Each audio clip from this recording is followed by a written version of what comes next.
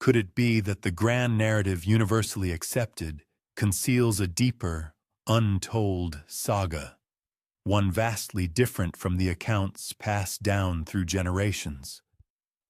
Beneath the stark silhouette of the cross, an ancient enigma persists, a query that predates the rise and fall of empires, more enduring than any pronouncement from the highest ecclesiastical authorities. This profound uncertainty invites a reevaluation of history, hinting at secrets long buried but never truly forgotten. The core of this enduring mystery does not challenge the historical and theological consensus regarding the crucifixion of Christ. That much remains undisputed across both secular and sacred records. Instead, the profound inquiry probes whether his earthly existence extended beyond that fateful moment, whether his lineage continued through progeny, through the establishment of a family, safeguarding a secret so monumental that its echoes might still reverberate through the very fabric of global society in the contemporary era. This is a question not of death, but of a hidden, living legacy.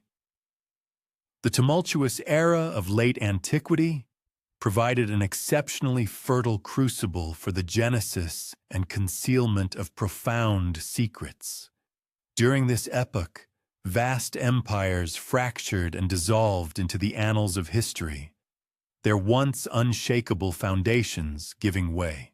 Legions of soldiers, bearing standards emblazoned with the proud symbols of eagles, fierce lions, and the nascent cross, traversed battle-scarred landscapes. Within the labyrinthine thoroughfares of ancient Jerusalem, the aromatic scent of incense wafted from sacred temples.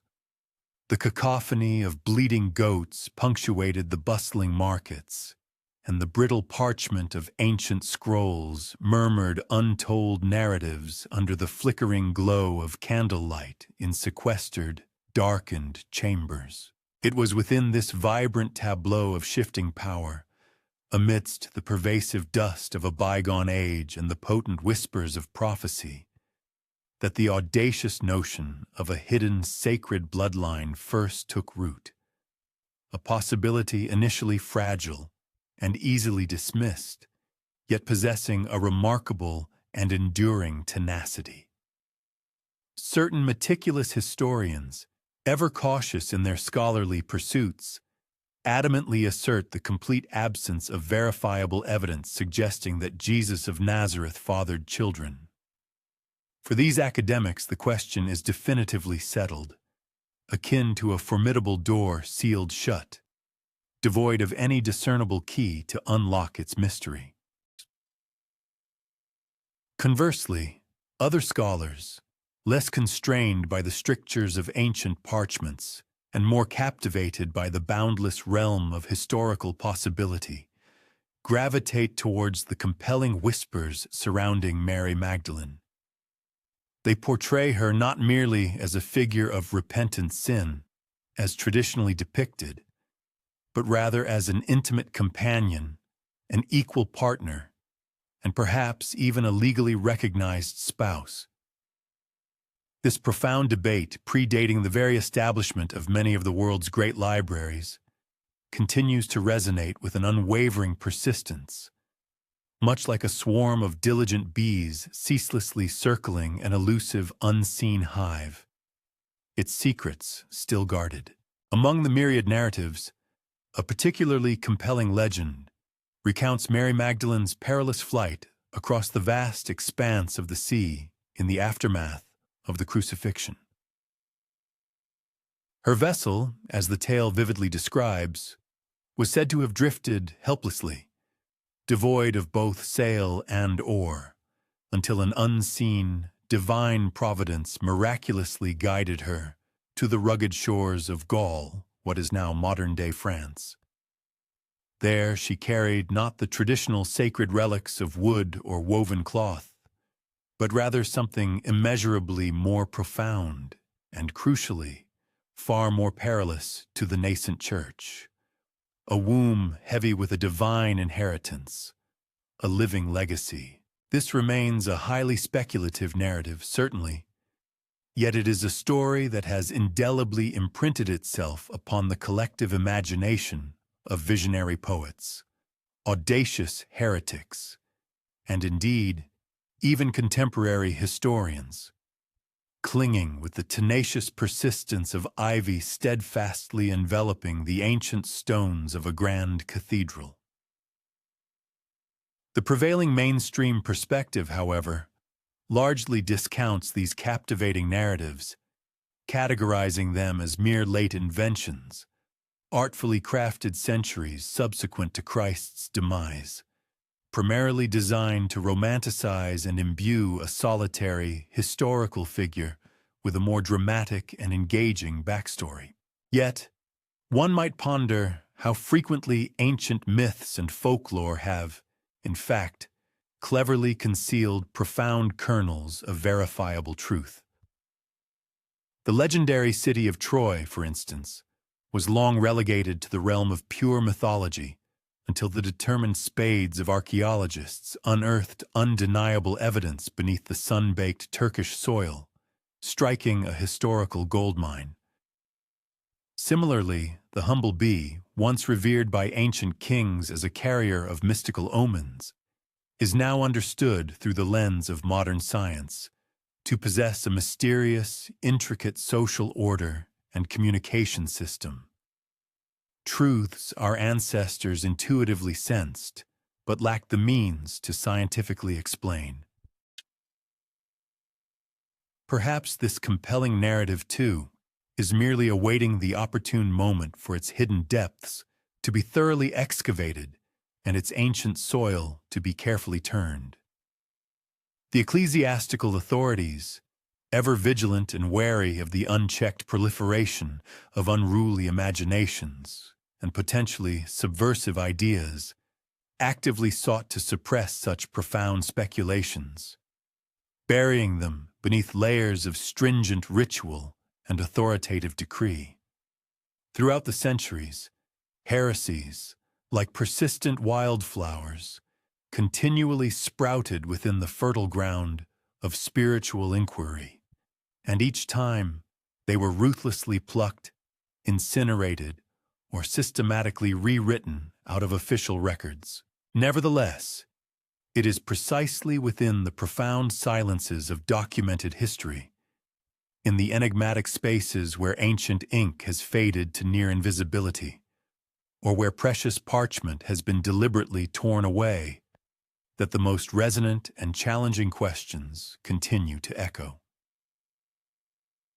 Could the legendary Holy Grail itself, that coveted object of spiritual quest, sought so ardently by valiant knights and lyrical poets for generations, have been less a simple cup, carved from wood, and more an extraordinary vessel of living flesh, not merely a gleaming chalice forged from precious gold, but rather a sacred family line, perpetually flowing through the currents of time, carrying an unparalleled inheritance.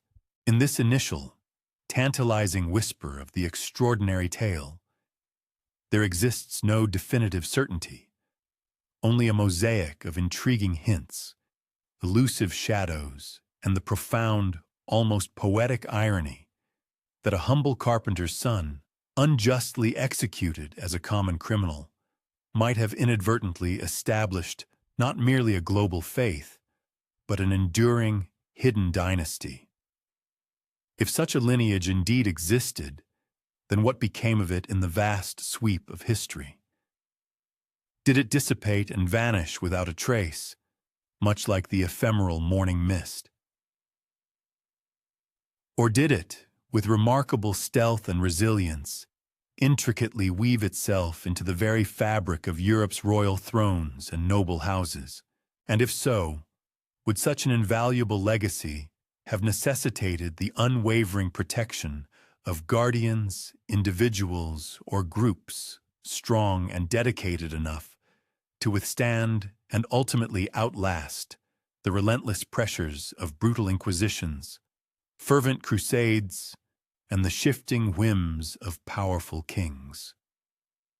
These questions hang heavy in the air, awaiting a revelation. It is at this pivotal juncture that the legendary Knights Templar dramatically enter the unfolding narrative. While their documented history commences at a significantly later period, these enigmatic warrior monks are destined to emerge as the potential stewards of this astonishing possibility. Their iconic white mantles not merely signifying a vow of purity, but perhaps also cloaking a profound and dangerous secrecy. Before these formidable figures fully step onto the world stage, the narrative momentarily pauses at the foot of the cross, compelling us to listen intently for lingering echoes in the profound silence that follows the storm, patiently awaiting any indication of whether the monumental question, born beneath the shadow of the cross, will ever truly be answered. For the present moment, the sole certainty that remains is uncertainty itself. The only illumination, a solitary, flickering candle casting dancing shadows within a forgotten crypt, while the faint, persistent hum of distant bees suggests they are diligently carrying ancient secrets upon their tiny, golden backs. And with that subtle, almost imperceptible hum, the deeper unfolding of this extraordinary tale truly begins. In the tumultuous decades following the conclusion of the First Crusade, the ancient, hallowed streets of Jerusalem were perpetually thronged and choked with an incessant flow of devout pilgrims. These men and women, hailing from myriad distant lands and cultures, journeyed with fervent purpose, their hands often clutching rosaries as they murmured heartfelt prayers, their steps measured and cautious as they navigated past bustling vendors who hawked an array of local figs, sacred icons, and, on particularly propitious days, a curious assortment of highly questionable relics. To traverse those hallowed yet perilous roads was to immerse oneself within a vibrant, living tapestry woven from threads of profound faith and omnipresent danger. Ruthless bandits frequently lurked among the desolate hills surrounding the city, while swift Saracen raiders posed a constant threat, striking vulnerable caravans with brutal efficiency. Indeed, an undercurrent of suspicion and whispers of betrayal seemed to linger in the very air of every shadowy stone corridor and ancient archway. It was precisely into this crucible of fervent piety and pervasive chaos that a small, austere band of 9 impoverished knights boldly stepped forward. They pledged their formidable swords and their very lives not to the temporal authority of kings or feudal lords, but to the divine will of God Himself. They formally adopted the grand and somewhat cumbersome appellation of the poor fellow soldiers of Christ and of the Temple of Solomon, a designation that often proved longer than an entire medieval sermon. For the sake of practicality, most people simply referred to them as the Knights of the Temple, or more succinctly, the Templars. Their foundational origins were remarkably humble, even starkly austere. These pioneering knights, setting themselves apart from their worldly brethren, solemnly swore stringent vows of poverty, unwavering chastity, and absolute obedience, a commitment that often came as a considerable shock to other contemporary warriors who typically favored the more earthly comforts of fine wine, female companionship, and luxurious, wool-lined boots. Yet, a profound irony seemed to accompany their every step, for it was these very poorest of knights who, in a relatively short span of time, would amass a fortune that would ultimately eclipse the wealth of many European monarchs. The accepted narrative, in its most straightforward and unembellished form, posits that these valiant men initially pledged their sacred duty to protect the countless pilgrims embarking on their perilous journeys to the Holy Land.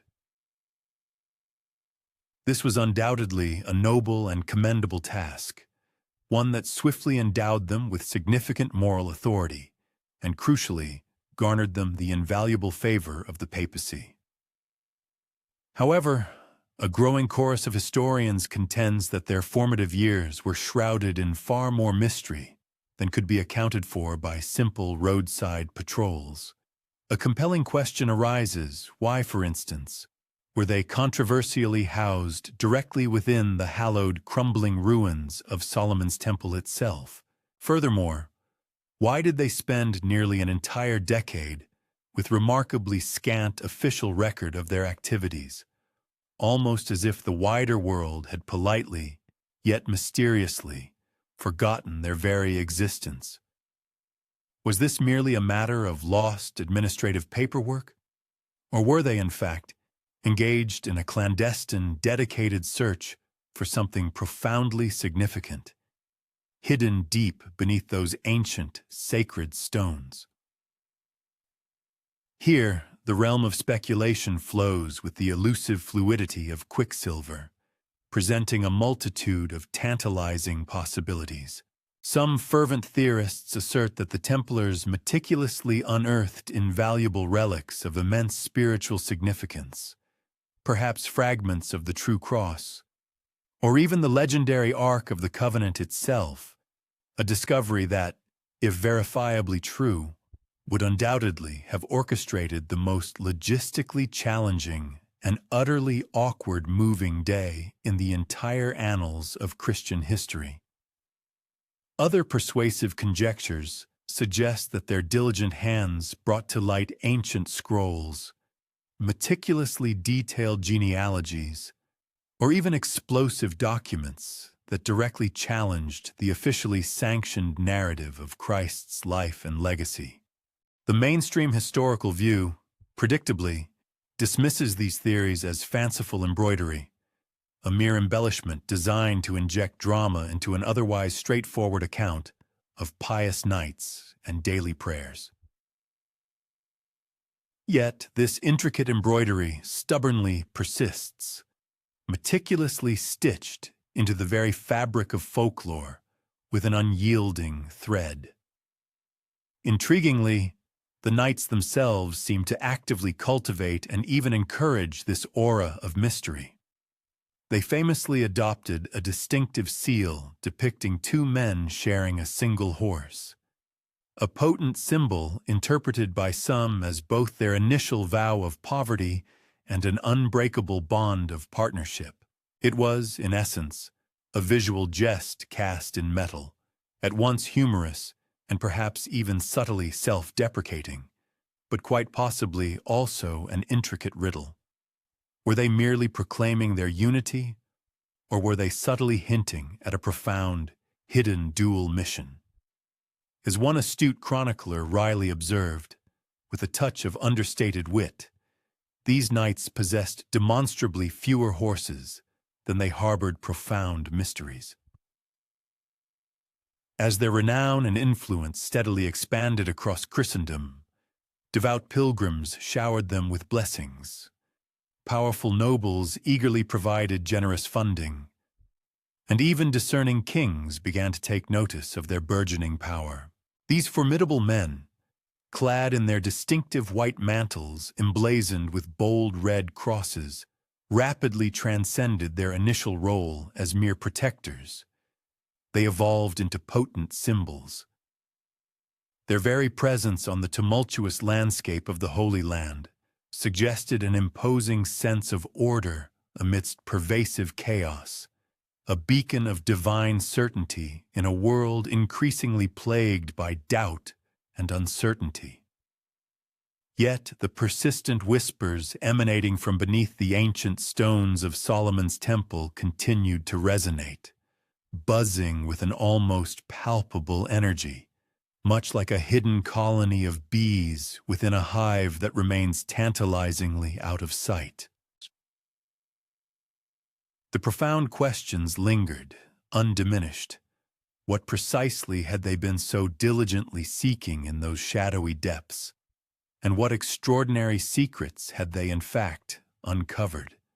Historians remain sharply divided and vigorously dispute the precise reasons for the Templars' meteoric ascent. Some scholars resolutely argue that the order's remarkable success was purely a testament to its exceptional organizational prowess. Functioning as an extraordinarily well-run military monastic order that flourished simply because the tumultuous world of the Crusades desperately required their unique blend of spiritual devotion and martial skill.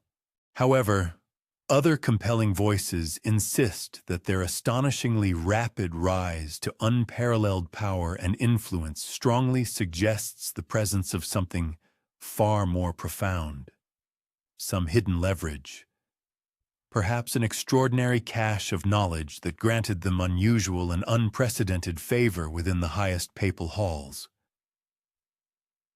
After all, it is an undeniable anomaly for a mere handful of impoverished knights to receive official, direct sanction from the Pope himself after such a remarkably brief period of service, as the golden evening light gracefully descended upon the ancient hills of Jerusalem. Devout pilgrims lit their flickering candles and offered their heartfelt prayers in makeshift chapels, while the Templars themselves knelt in profound silence within the austere confines of their stone quarters. The distinct, earthy scent of olive oil mingled with pervasive dust hung heavy in the warm night air. In the hypnotic flicker of flame against the rough-hewn stone, their pristine white mantles gleamed with an almost ethereal quality, resembling ghostly wings. Whether their solemn prayers were offered solely for the protection of weary travelers, or for the clandestine guardianship of a monumental secret, unearthed in profound silence, remains a subject of intense and ongoing debate. From this pivotal dawn, their extraordinary story was destined only to grow brighter, never darker, much like the unstoppable arc of the sun traversing the vast sky. From their humble beginnings as poor knights relying on borrowed horses, they would inexorably transform into Europe's most formidable and enigmatic power. Yet even in their very genesis, amidst the ancient dust of the temple, we discern both their initial humility and an inescapable aura of profound mystery. Bees stirring faintly in the unseen depths, precious scrolls hidden in the deepest shadows, and the first, powerful stirrings of a legacy that even kings would eventually come to fear. Deep beneath the bustling thoroughfares and ancient cobblestones of Jerusalem, a profound and heavy silence seemed to press against the very fabric of the old stone. The hallowed, crumbling ruins of Solomon's temple were, by any measure, no ordinary or convenient residence for a nascent band of impoverished knights. While devout pilgrims might have found a certain poetic resonance in the idea that Christ's chosen warriors should inhabit the very ground where Israel's ancient kings once offered their solemn prayers, persistent whispers permeating the city suggested a far deeper, more clandestine reason for their unusual choice of domicile. Why, indeed, would they deliberately choose to occupy mere ruins when more comfortable and readily available quarters stood elsewhere within the city's walls? Why would they choose to linger for so long, specifically underground, unless the very ground itself, the earth beneath their feet, held secrets of immeasurable value?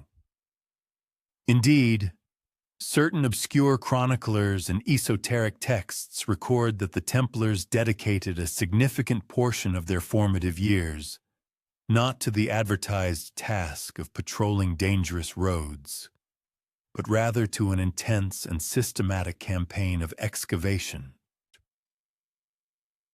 The rhythmic clang of picks and the persistent scrape of shovels, it is said, echoed faintly and mysteriously in the earth beneath the revered Temple Mount, while high above, the fragrant smoke of prayers drifted lazily on the warm air.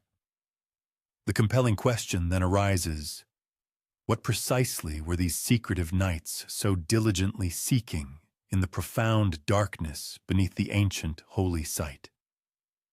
Were they searching for vast caches of forgotten gold, for sacred relics of unparalleled power, for ancient scrolls containing forbidden knowledge, or perhaps for something even more enigmatic and profoundly stranger, intricate maps, not inscribed with conventional ink, but meticulously encoded within the very arrangement and geometry of the ancient stones themselves?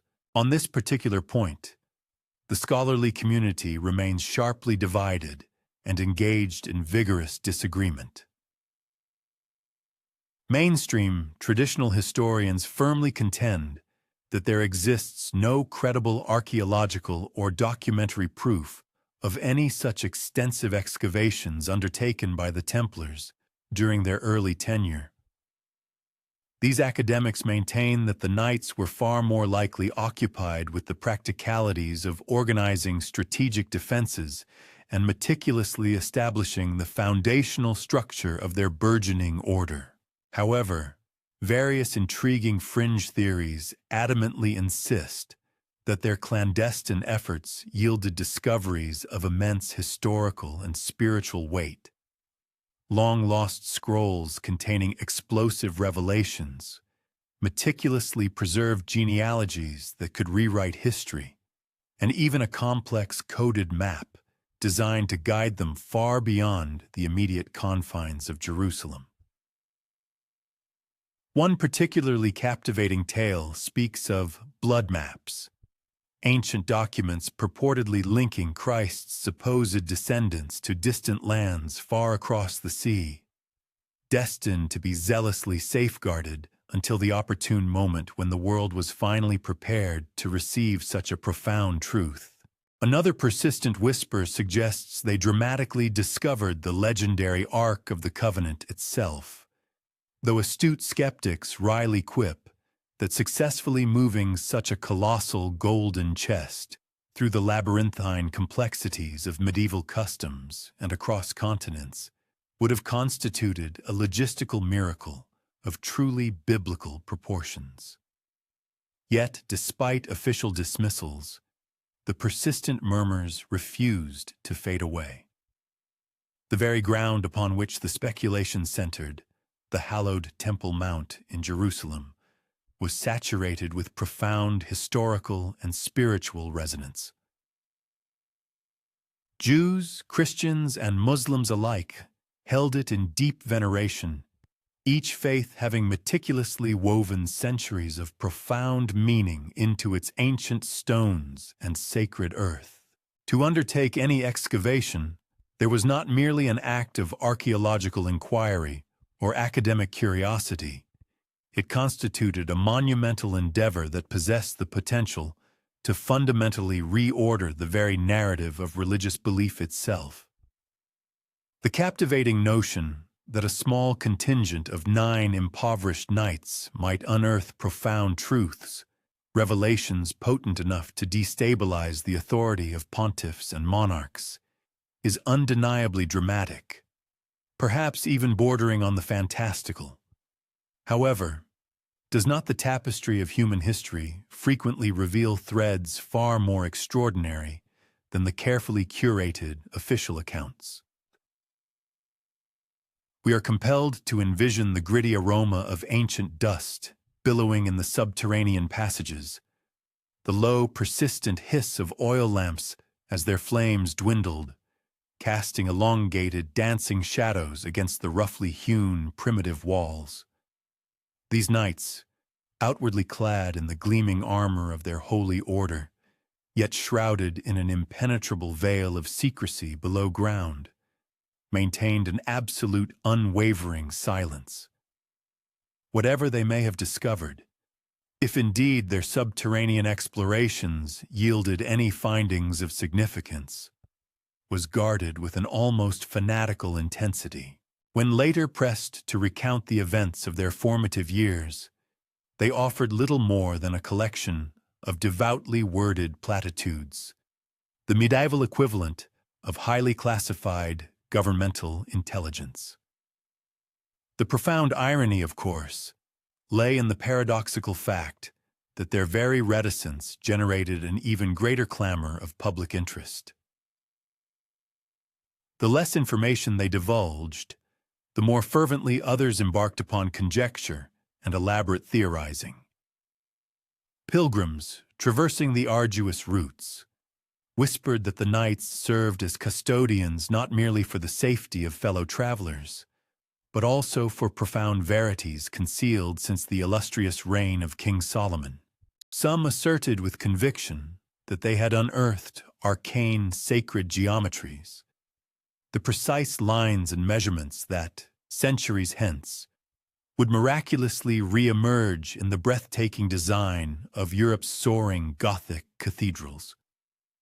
Others, with a jocular yet half-serious tone, playfully suggested that the knights had chanced upon the original architectural blueprints for these magnificent structures, a discovery that would certainly account for the seemingly sudden proliferation of cathedrals, which appeared to sprout from the earth like colossal stone forests.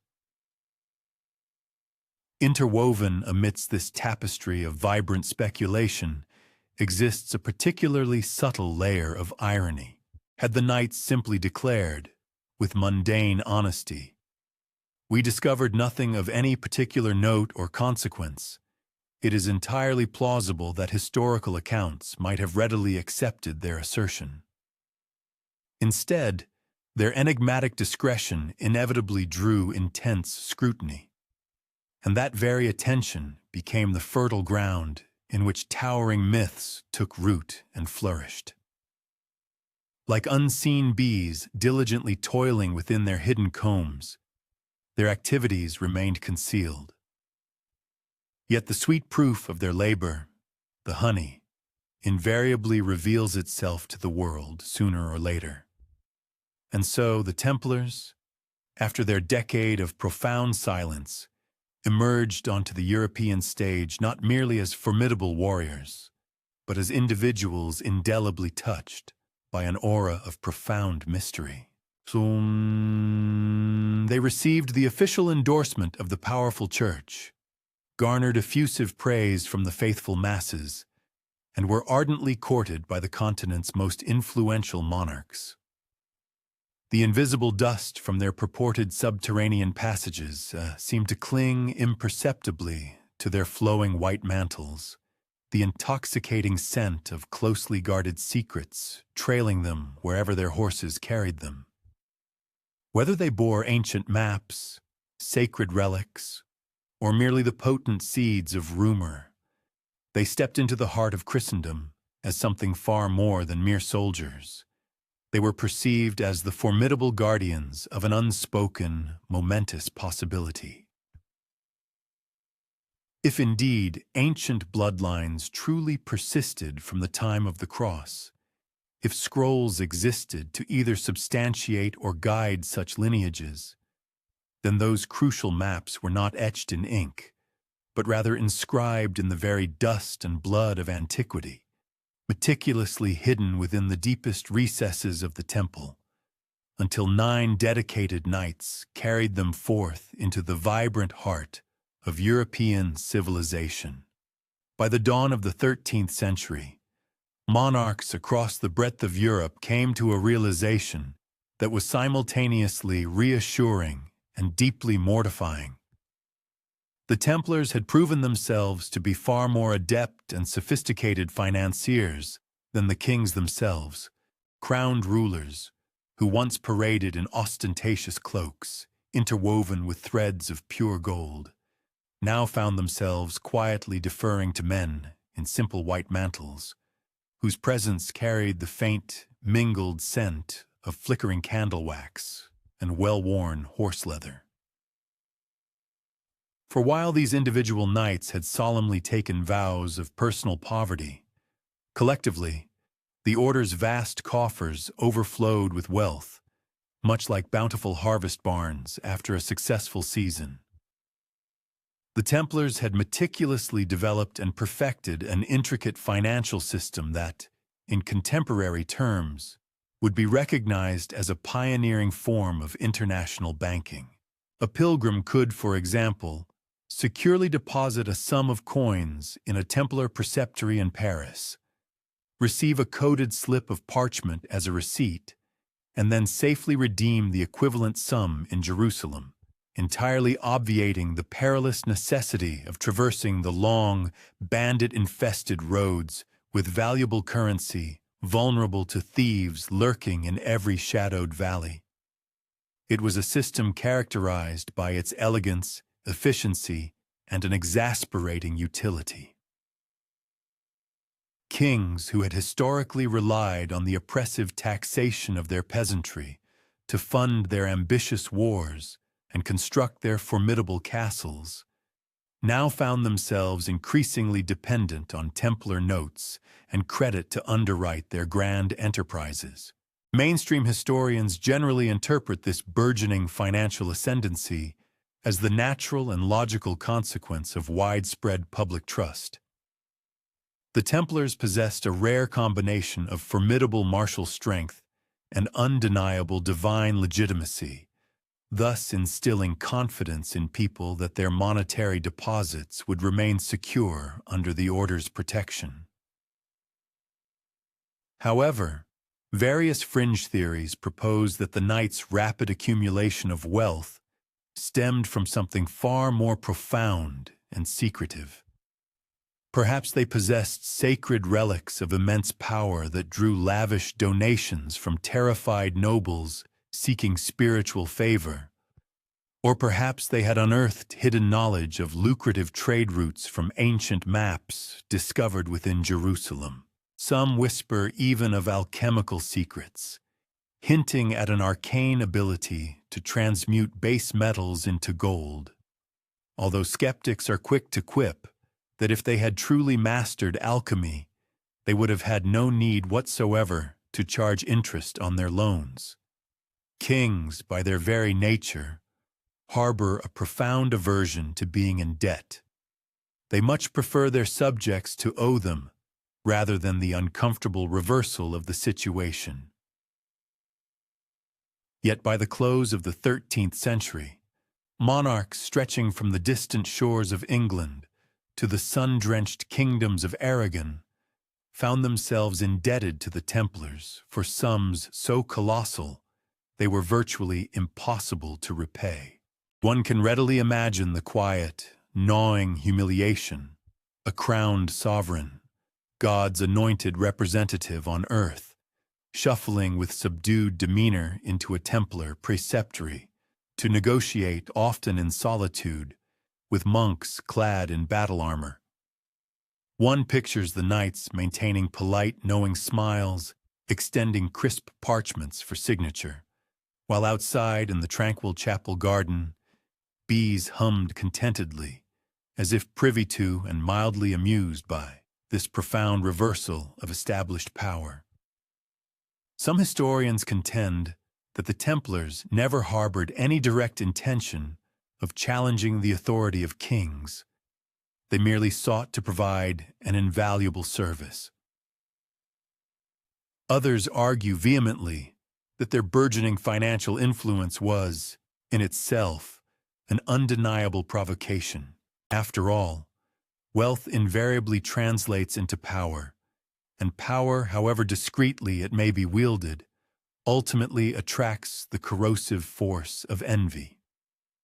The pivotal question thus endures: did the Templars accumulate their vast riches simply through their astute acumen as bankers?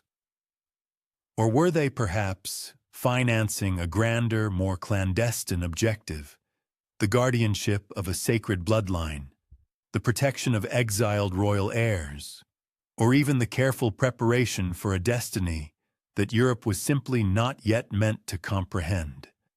Jokes regarding their immense wealth circulated even during their own era. Troubadours, with their lyrical wit, sang that the knights' vow of poverty was so extreme they could only afford spurs plated with gold, rather than ones crafted from solid metal. Others suggested, with a sardonic edge, that kings bowed more deeply to the temple treasury than to the very altar of God. Yet beneath the veneer of satire lay a profound undercurrent of unease. Everyone harbored the suspicion that the knights possessed not merely coin, but an immense, unspoken leverage. And herein lies one of history's most compelling paradoxes. The Templars began their journey as humble, poor knights sworn to an ascetic humility, but in their noble mission of rescuing pilgrims from peril, they inadvertently elevated themselves to positions of unparalleled influence, akin to sitting upon quiet, formidable thrones. A chalice brimming with immense power was pressed into their hands, and whether they consciously desired it or not, they drank deeply from its potent contents. Their meteoric rise made them utterly indispensable to the very kings who now depended on them, yet simultaneously rendered them dangerously powerful to those same monarchs who signed their financial receipts. As the sun began its descent over Europe's formidable castles, torches flared against the cold, unyielding stone, illuminating monarchs as they meticulously tallied their burgeoning debts by flickering candlelight. Somewhere in the hushed quiet of a chapel, where bees stirred gently within wooden hives, Templars whispered prayers, not only for the salvation of souls, but perhaps also for the enduring safety of their closely guarded secrets. For it was a cruel and monumental irony that those who owed them the most would, in the not-so-distant future, meticulously plot their ultimate destruction. From their humble beginnings as just 9 impoverished knights, the order expanded with the relentless persistence of ivy clinging to ancient stone, quietly at first, then with an astonishing and almost incomprehensible rapidity. Europe, a continent weary of the pervasive threat of bandits and yearning for clear symbols of divine certainty, embraced them with open arms. By the 12th century, the iconic white mantles adorned with crimson crosses were a familiar and revered sight, riding through countless kingdoms, and it seemed as though the entire world bowed before their burgeoning authority. Their vigilant presence along the perilous pilgrim routes was no longer merely a curious anomaly. It had become the very embodiment of assurance itself, as if God had personally stationed his divine soldiers along the dusty, treacherous paths to safeguard the faithful. Mainstream historians generally attribute this meteoric ascent to a combination of exceptional organization and impeccable timing. The knights offered robust and reliable protection in an era when pilgrims carried not only their cherished prayer books, but also purses often swollen with valuable coin. Secure and unmolested travel, in turn, stimulated increased commerce and trade across the continent. This surge in economic activity, naturally, resulted in contented and prosperous kings. Yet, alongside this pragmatic and practical explanation, another, more intriguing theory persistently lingers. The captivating idea that they possessed arcane, secret knowledge, unearthed during their initial excavations in Jerusalem, which granted them a leverage far exceeding their relatively modest numbers. Consider, for instance, the extraordinary papal privileges bestowed upon them. In the year 1139, Pope Innocent II issued a powerful papal bull that granted the Templars an unprecedented exemption from all forms of taxation, and crucially, the exclusive authority to answer solely to Rome, bypassing all local ecclesiastical and secular powers. They were, in essence, rendered virtually untouchable by local lords and bishops. Some scholars argue that this was a shrewd political maneuver, with the Pope strategically seeking formidable allies during a period of immense political and religious volatility. Others, adopting a more speculative stance, ponder whether the Pope himself was bound by profound secrets, delivered in hushed, confidential whispers, or perhaps by ancient scrolls so inherently dangerous that their revelation could irrevocably destabilize and unseat entire thrones. The public image of the Templar thus evolved into something both profoundly awe-inspiring and subtly terrifying. Clad in their distinctive white mantles, a potent symbol of purity and unwavering devotion, they advanced into battle with the methodical precision and disciplined demeanor of highly trained monks. Their crimson crosses gleamed starkly like fresh drops of blood against a field of pristine snow.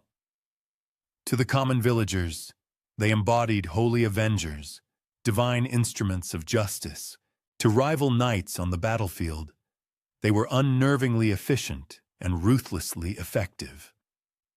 Chroniclers of the era frequently record instances where a mere handful of Templars could decisively scatter entire opposing forces, though skeptics of a more cynical bent dryly suggest that medieval chroniclers rarely allowed inconvenient facts to spoil a compelling narrative. Their enigmatic seal, depicting two men sharing a single horse, once a symbol of their initial poverty, gradually transformed into a profound riddle that many others could not quite unravel. Was it merely a poignant reminder of their humble beginnings and austerity, or was it perhaps a subtle intimation that the order led a double existence, one aspect visible and publicly acknowledged, the other meticulously hidden and deeply mysterious? In the boisterous laughter of taverns, some playfully joked that the knights were simply inept at budgeting for adequate numbers of horses. Yet, the persistent whispers beneath these jests always lingered. These enigmatic men guarded something far more profound and significant than mere coin and the sharp edge of a sword. Their pervasive influence permeated deeply into the realms of finance, architecture, and the intricate web of European politics. They ingeniously established a sophisticated banking system that permitted nobles to securely deposit their wealth in one distant city and then conveniently withdraw it in another. A remarkable convenience that modern travelers would recognize with a wry smile as the medieval equivalent of an ATM. Pilgrims marveled at the unprecedented safety and ease this system afforded them. Kings, however, grumbled audibly at their ever-increasing dependence on the order's financial might. Much like industrious bees meticulously constructing a vast and complex hive, the Templars meticulously built a sprawling network whose industrious hum could be distinctly heard echoing across the entire continent of Europe. But even amidst this impressive and undeniable rise to power, simmering disputes began to surface. Were the knights genuinely pious protectors of the faithful, or were they, in reality, formidable wielders of a hidden profound power?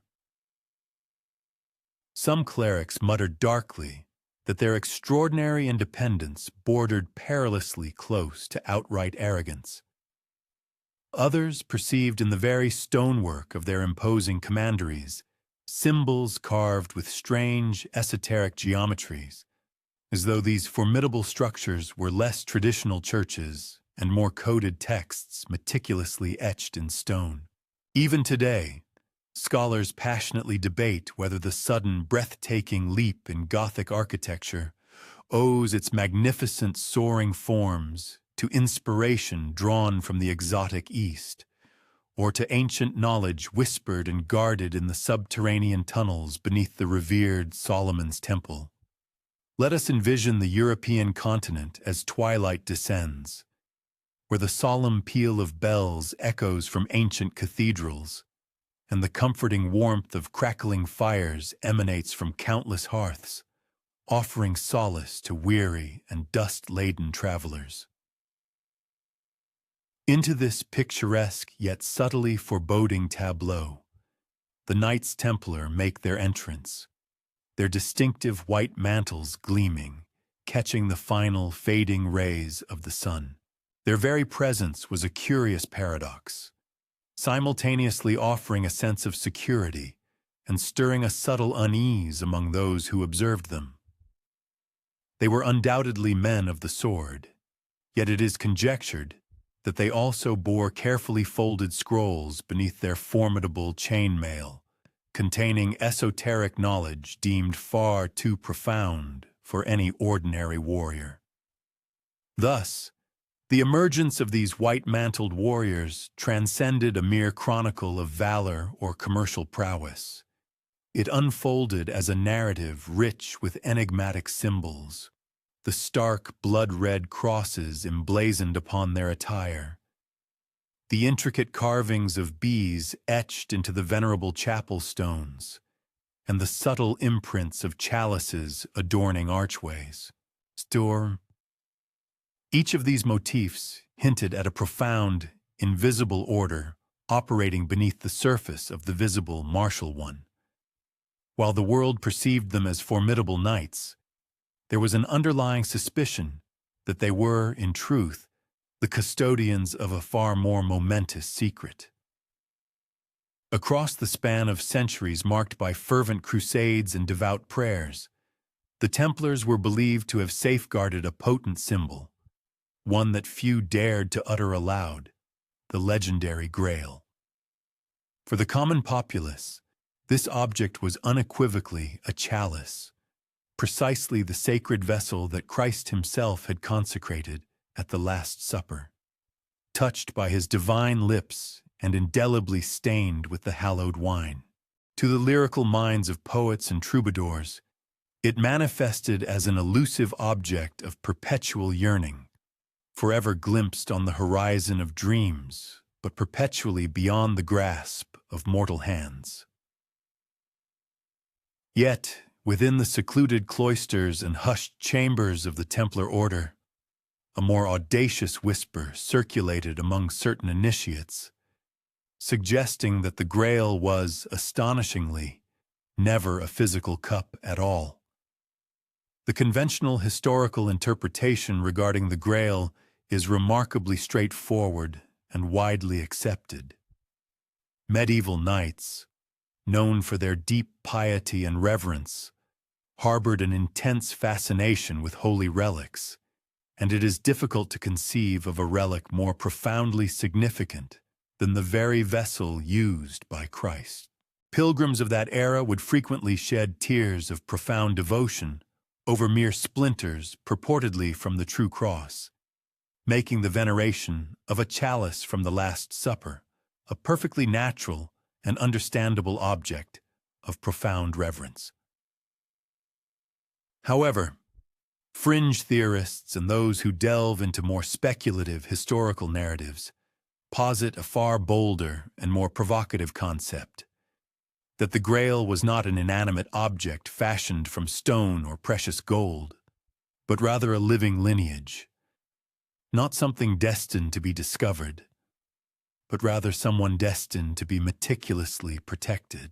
In this compelling alternative narrative, the Grail is reimagined as a sacred bloodline, flowing quietly and discreetly through the aristocratic veins of Europe, guarded with the same meticulous care and unwavering vigilance that the Templars applied to the precious coin stored within their formidable vaults.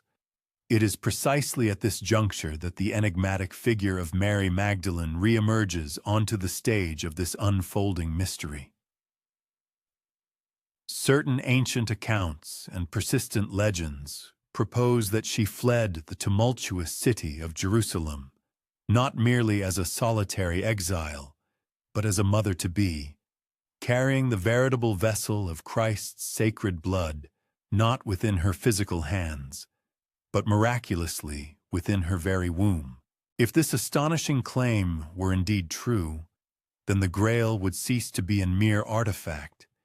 Instead, it would embody a living family, subtly interwoven into the intricate tapestry of French dynasties, and quietly, yet fiercely, shielded by the dedicated white-mantled knights of the Templar order. Mainstream scholars, however, dispute this theory with vehement intensity, some deriding it as poetic fancy stretched beyond all credible limits into the realm of sheer paranoia. Nevertheless, one cannot deny the extraordinary tenacity with which this compelling legend has clung to the ancient stones of Provence, a region where numerous chapels continue to honor her not as a repentant sinner, but as a deeply revered and foundational mother figure. Within the formidable Templar commanderies, a rich array of symbolic imagery proliferated, chalices meticulously carved into durable stone, elegant roses delicately etched into the very fabric of chapel walls, and the intricate, lifelike forms of bees depicted buzzing amidst carved vines. The central question arises: were these merely conventional pious embellishments designed to inspire devotion, or were they, in fact, subtle, silent nods to a far more profound and hidden duty? Some astute historians contend that the majestic Gothic cathedrals themselves, with their soaring arches and intricate designs, were consciously conceived to embody the very essence of the Grail legend, functioning as colossal stone vessels specifically shaped to contain and channel divine light. Others, however, dismiss such interpretations with a skeptical scoff, pointing out with a touch of irony that if every pointed arch and every intricate gargoyle were intended as a profound riddle, then the master masons who constructed these architectural marvels must have possessed an extraordinarily mischievous and playful sense of humor, a fascinating array of ironies, like vibrant roses, blossoms forth from this intricate debate, adding layers of complexity to the Templar narrative.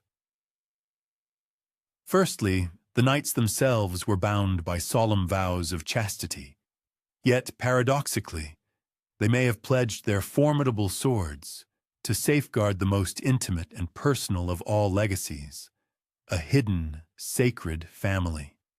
Secondly, the established church ardently celebrated the Grail as a hallowed cup, a tangible holy object. Yet it may have secretly harbored a profound fear of the unsettling possibility that it was, in fact, a womb, a living source that could potentially threaten the very foundations of official ecclesiastical doctrine. And thirdly, the wandering troubadours, who wove enchanting tales of the Grail as a mystical and ethereal object, may have been far closer to an esoteric truth than they ever consciously realized. Their evocative songs echoing ancient truths whispered only in the hushed solemnity of stone corridors and forgotten chambers. The imagery conjured by this alternative narrative is undeniably compelling and utterly irresistible.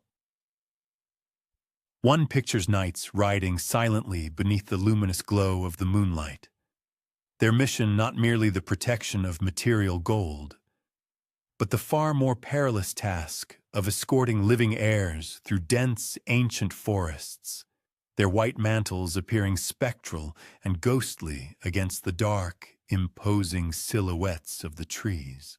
One can almost feel the biting cold air, hear the crisp crunch of hooves upon frosted leaves, and discern the hushed, fervent prayers of these dedicated guardians, whose ultimate task was not to conquer new lands, but to meticulously conceal a profound secret.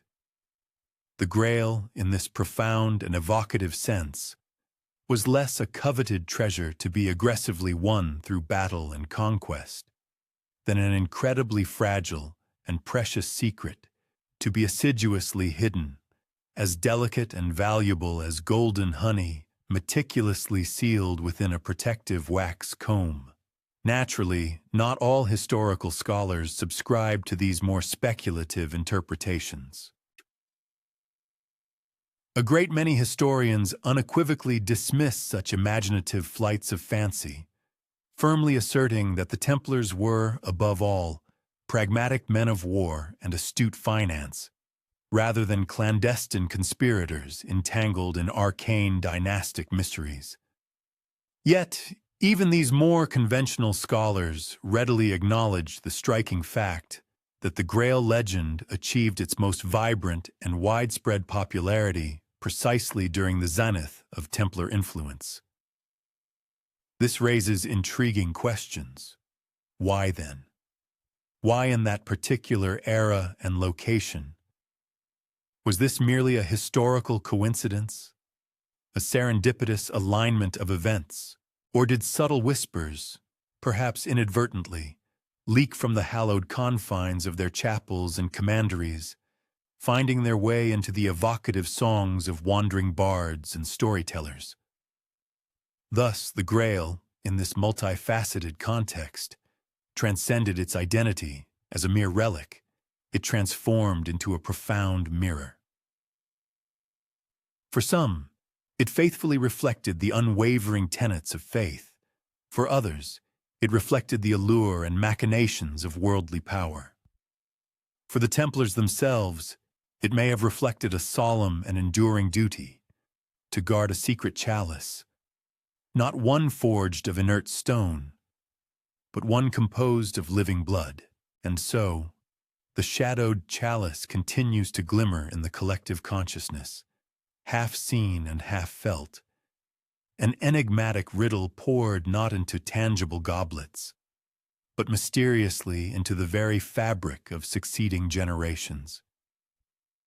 If the ancient city of Jerusalem served as the mystical cradle from which the Templars' profound mystery first emerged, then the sun-drenched region of Provence in southern France became its resonant echo. Along this breathtaking coast, vast lavender fields ripple rhythmically, resembling expansive purple seas under the Mediterranean sun. And within the tranquil, ancient chapels nestled in picturesque stone villages, bees emit a gentle, persistent hum, as if carrying closely guarded secrets upon their delicate wings. For countless centuries, deeply rooted local tradition has steadfastly maintained that Mary Magdalene herself arrived in this very region after her desperate flight from the Holy Land, her small, humble boat drifting across the vast expanse of the Mediterranean until a benevolent providence guided her safely to these welcoming shores. The prevailing mainstream perspective frames this compelling narrative as a pious legend, a deeply resonant medieval attempt to firmly anchor sacred history within the fertile soil of France. Yet, amidst the rolling hills and ancient caves of Provence, pilgrims have for generations whispered tales of Magdalene, portraying her not as a penitent sinner seeking forgiveness, but as a deeply revered matriarchal figure, a fount of wisdom and spiritual authority. Charnot. Chapels dedicated to her abound throughout the region, their venerable walls often adorned with painted roses, and their altars sometimes bearing peculiar symbols that later generations would come to associate unmistakably with the Knights Templar. Fringe theories, however, lean into an even bolder interpretation. They propose that she did not undertake this perilous journey alone, but was accompanied by loyal companions and, crucially, perhaps even by children. In this evocative telling, The fragrant lavender fields of ancient Gaul are reimagined as the hidden, sacred garden of a profound bloodline. Local folklore recounts a woman teaching profound spiritual truths in clandestine secrecy, her voice resonating softly within the cool confines of limestone grottos, with bees clustering mysteriously in the shadows, as if instinctively drawn to her powerful, sacred presence. The Knights Templar, emerging centuries later in nearby lands, are, by some accounts, argued to have been not merely protectors of a sacred relic, but the dedicated guardians of this very lineage, believed to have taken root and flourished here. Historians, as expected, engage in vigorous debate regarding the plausibility of these theories. Many staunchly insist that these enduring traditions blossomed exclusively during the Middle Ages, meticulously shaped by wandering monks eager to imbue local landscapes with sacred significance.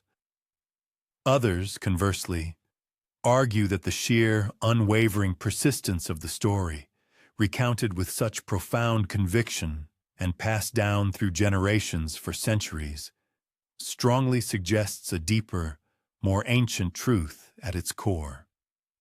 After all, it is often the case that folk memory, passed orally from one generation to the next, meticulously preserves truths that formal parchments and official records might deliberately choose to omit or simply fail to record.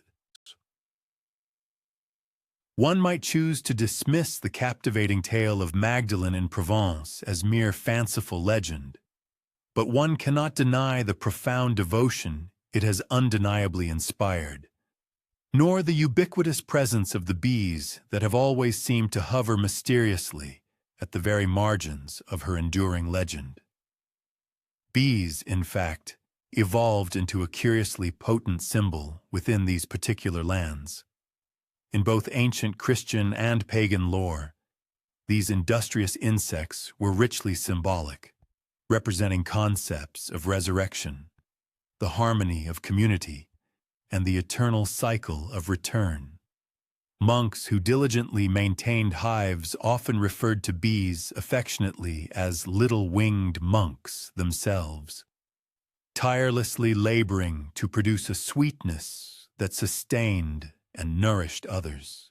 Within the intricate tapestry of Mary Magdalene's narrative, bees came to embody the profound concept of continuity, the persistent, buzzing affirmation of a hidden, enduring truth.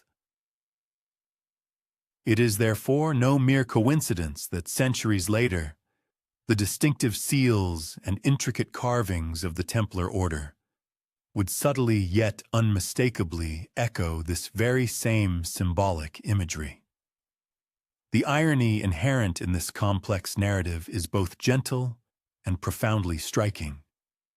Here was a woman remembered primarily for her silence and her exile, yet her supposed arrival in Provence miraculously imbued the region with vibrant song, exquisite art, and unwavering devotion. Here were bees, seemingly small and fragile creatures, yet they have demonstrably outlasted the rise and fall of kings and entire kingdoms, carrying their secretive, persistent hum across countless centuries. And here were knights, sworn to strict vows of poverty, yet they established chapels adorned not only with the traditional crosses, but also with meticulously carved roses and bees etched into the very stone, as if deliberately weaving Magdalene's sacred memory into their own intricate and hallowed tapestry. Picture, if you will, a tranquil twilight in Provence, the air warm and heavy with the intoxicating scent of lavender, the western horizon painted in hues of molten gold, and the soft, melancholic tolling of a chapel bell drifting gently across the rolling fields. Inside the ancient chapel, candles flicker, casting dancing shadows against the painted walls. Outside, bees drift lazily among the fragrant flowers, their work for the day nearing its end. Pilgrims kneel, their lips moving in hushed prayers to a saint who, in this alternative narrative, may have been far more than the official church ever permitted her to be. Somewhere in the distance, a Templar knight rides past, his white mantle brushing lightly against stalks of lavender. The soft, persistent hum of the bees echoing like a whispered vow in the cool evening air.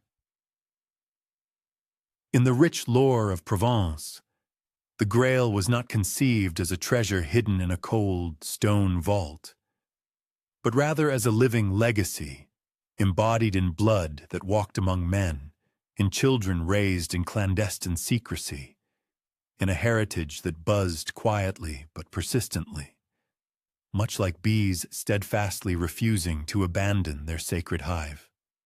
Whether this is accepted as profound truth or enchanting tale, the region itself continues to hum with its essence, an enduring undercurrent of memory that no ecclesiastical decree or royal edict could ever hope to silence. As the formidable Knights Templar steadily expanded their dominion across the diverse landscapes of Europe, their burgeoning wealth and the enigmatic secrecy surrounding their order inevitably attracted both widespread admiration and a growing undercurrent of suspicion. Powerful kings frequently relied upon their vast coffers for financial support, while common peasants fervently prayed for their protective might, and even the highest popes willingly bestowed their blessings upon the Templars' emblazoned banners. Yet, it is an immutable truth that envy often manifests as the dark shadow cast by immense power, and in the dim, conspiratorial halls of rival lords and ambitious bishops, insidious plots began to stir, much like tendrils of smoke before the eruption of a devastating fire. The mainstream historical record offers a clear and unambiguous account of the Templars' downfall. The grave accusations of heresy leveled against them did not originate from the common populace, but rather from the machinations of ambitious rulers and opportunistic clerics who cast covetous eyes upon their extensive lands and overflowing treasuries. King Philip IV of France, famously known as Philip the Fair, a moniker that referred more to his pale complexion than to any inherent fairness of temperament, was particularly zealous in his desire to dismantle their formidable influence. For him, the Templars' unparalleled independence was utterly intolerable, and their immense wealth proved an irresistible temptation. However, fringe interpretations suggest a far more sinister motive beneath the surface.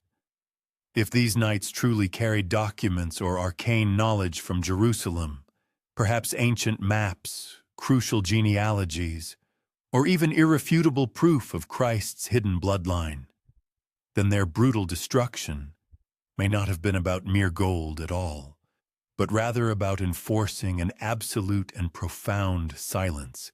What could possibly pose a more dangerous threat to the entrenched authority of both church and crown than the revolutionary suggestion that divinity flowed not solely from the heavens, but through a living, terrestrial family line? A simple relic, however sacred, could ultimately be dismissed as mere superstition. A living bloodline, however, possessed the power to unequivocally topple altars and dismantle thrones. Calumnies spread with alarming velocity. The Knights Templar faced grave accusations of desecrating the cross, venerating an enigmatic idol, and engaging in illicit ceremonies. Some contemporary historians contend these charges were baseless fabrications, mere medieval propaganda infused with a touch of grotesque imagination. Others, however, observe with a cynical smile that the more outlandish the accusation, the more readily it was embraced by anxious rulers. Indeed, if one's objective is to dismantle a rival, no method proves swifter than branding them a heretic.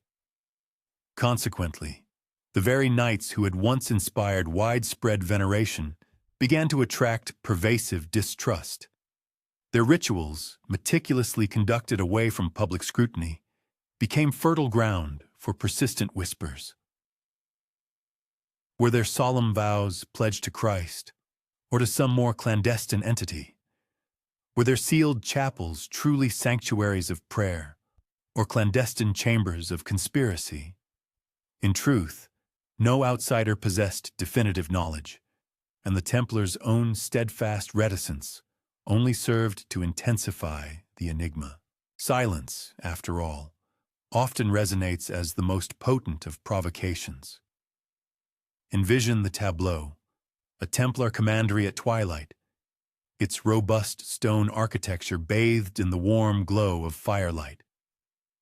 Within, knights knelt in solemn genuflection, their distinctive white mantles dappled by the shifting shadows of candlelight.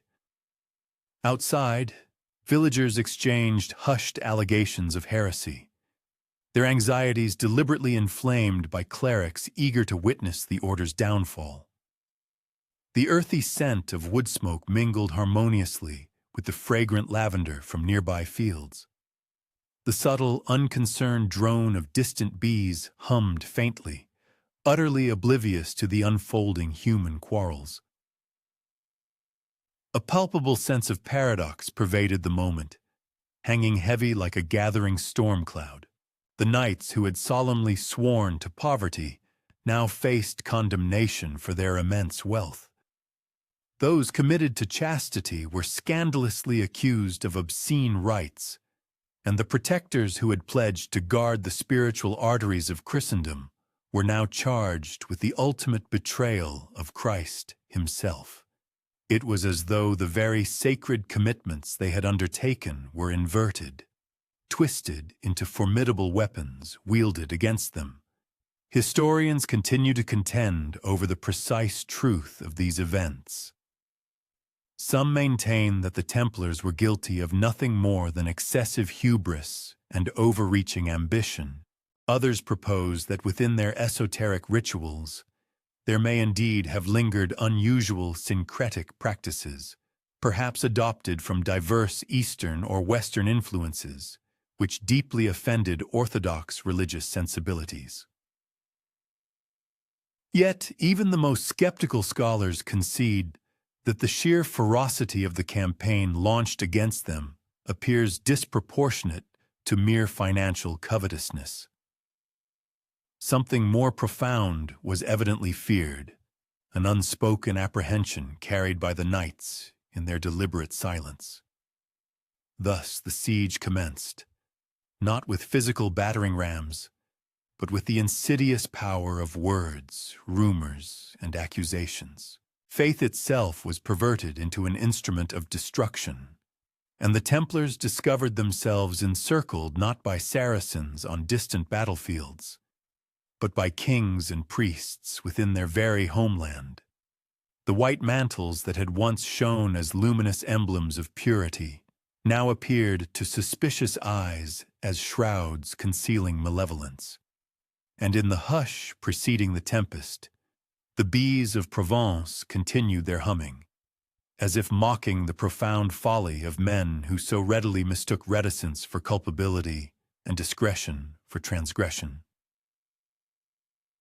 The morning of October 13th, 1307, dawned cool and enshrouded in mist across the landscape of France. It was a Friday, a date destined to etch itself into popular superstition for all subsequent ages. In cities and towns throughout the kingdom, soldiers moved with a chilling silence, their boots striking cobblestones with muffled precision, their sealed orders remaining undisclosed until the precise moment of apprehension. When the prearranged bells tolled, the carefully laid trap was sprung.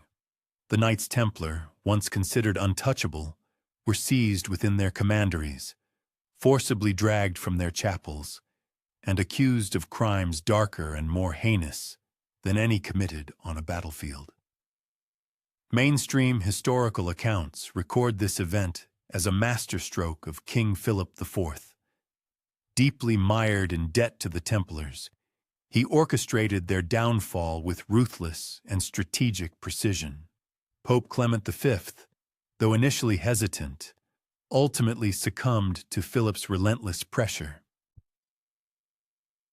The subsequent arrests, the staged trials, and the confessions extracted through torture by fire and iron were arguably more a theatrical performance than a genuine pursuit of justice. Nevertheless, alternative theories proliferate in the shadows of historical interpretation. If the king's sole objective was merely financial gain, why execute the operation with such profound secrecy and overwhelming force? Why act as though he feared not merely resistance, but a complete disappearance? Some proponents of these theories suggest he possessed knowledge that the knights held assets far beyond mere wealth, perhaps carrying away significant documents, sacred relics, or even potential royal heirs. Indeed, persistent legends assert that the Templars had anticipated the impending assault. Their formidable fleet, anchored securely at La Rochelle, reportedly vanished almost overnight. Ships that should have been seized by royal decree instead slipped silently into the protective embrace of the fog, bearing treasures that no monarch ever managed to lay hands upon. Scholars, naturally, diverge on the ultimate fate of this fleet. Some argue that such a large number of ships never truly existed, postulating that the entire narrative was an embellishment invented after the fact. Others, however, observe that records pertaining to Templar vessels cease abruptly, as though the fleet had been swallowed whole by the sea or by an impenetrable veil of secrecy. Did they perhaps navigate northward to Scotland, seeking refuge among sympathetic lords like Robert the Bruce? Did they brave the vast Atlantic, guided by ancient maps whispered to have been unearthed from beneath Solomon's temple? Or were they concealed closer to home, their precious cargo interred in subterranean tunnels beneath Paris, waiting in profound silence? The profound irony of that fateful morning is almost unbearable to contemplate. A king, consumed by his desperation for wealth, moved decisively to seize his creditors, only to discover that their greatest treasures had already completely eluded his grasp. The Templars, branded as heretics, stood accused of worshipping false idols, yet their very accusers were themselves bowing at the avaricious altar of gold. As one chronicler dryly remarked, they condemned the knights for treachery while practicing treachery with the utmost excellence themselves. Imagine the scene unfolding in Paris. White mantles forcibly stripped away, the chilling clinking of chains echoing in the cool morning air. Smoke from countless mourning hearths mingled with the vociferous cries of accusation. The very streets carried the acrid scent of ash and pervasive fear. Bees buzzed lazily in nearby monastery gardens, utterly indifferent to the unfolding human tragedy. And somewhere, whether nestled in a hidden bay or already traversing the open sea, the Templar fleet glided silently forward, its sails appearing pale and spectral against the receding fog, carrying a profound secret that the king would never, ever touch. The Friday of betrayal was thus transformed into an enduring legend. Some assert it cursed Philip himself, whose royal line faltered within a single generation, thereby fulfilling Jacques de Molay's fiery prophecy.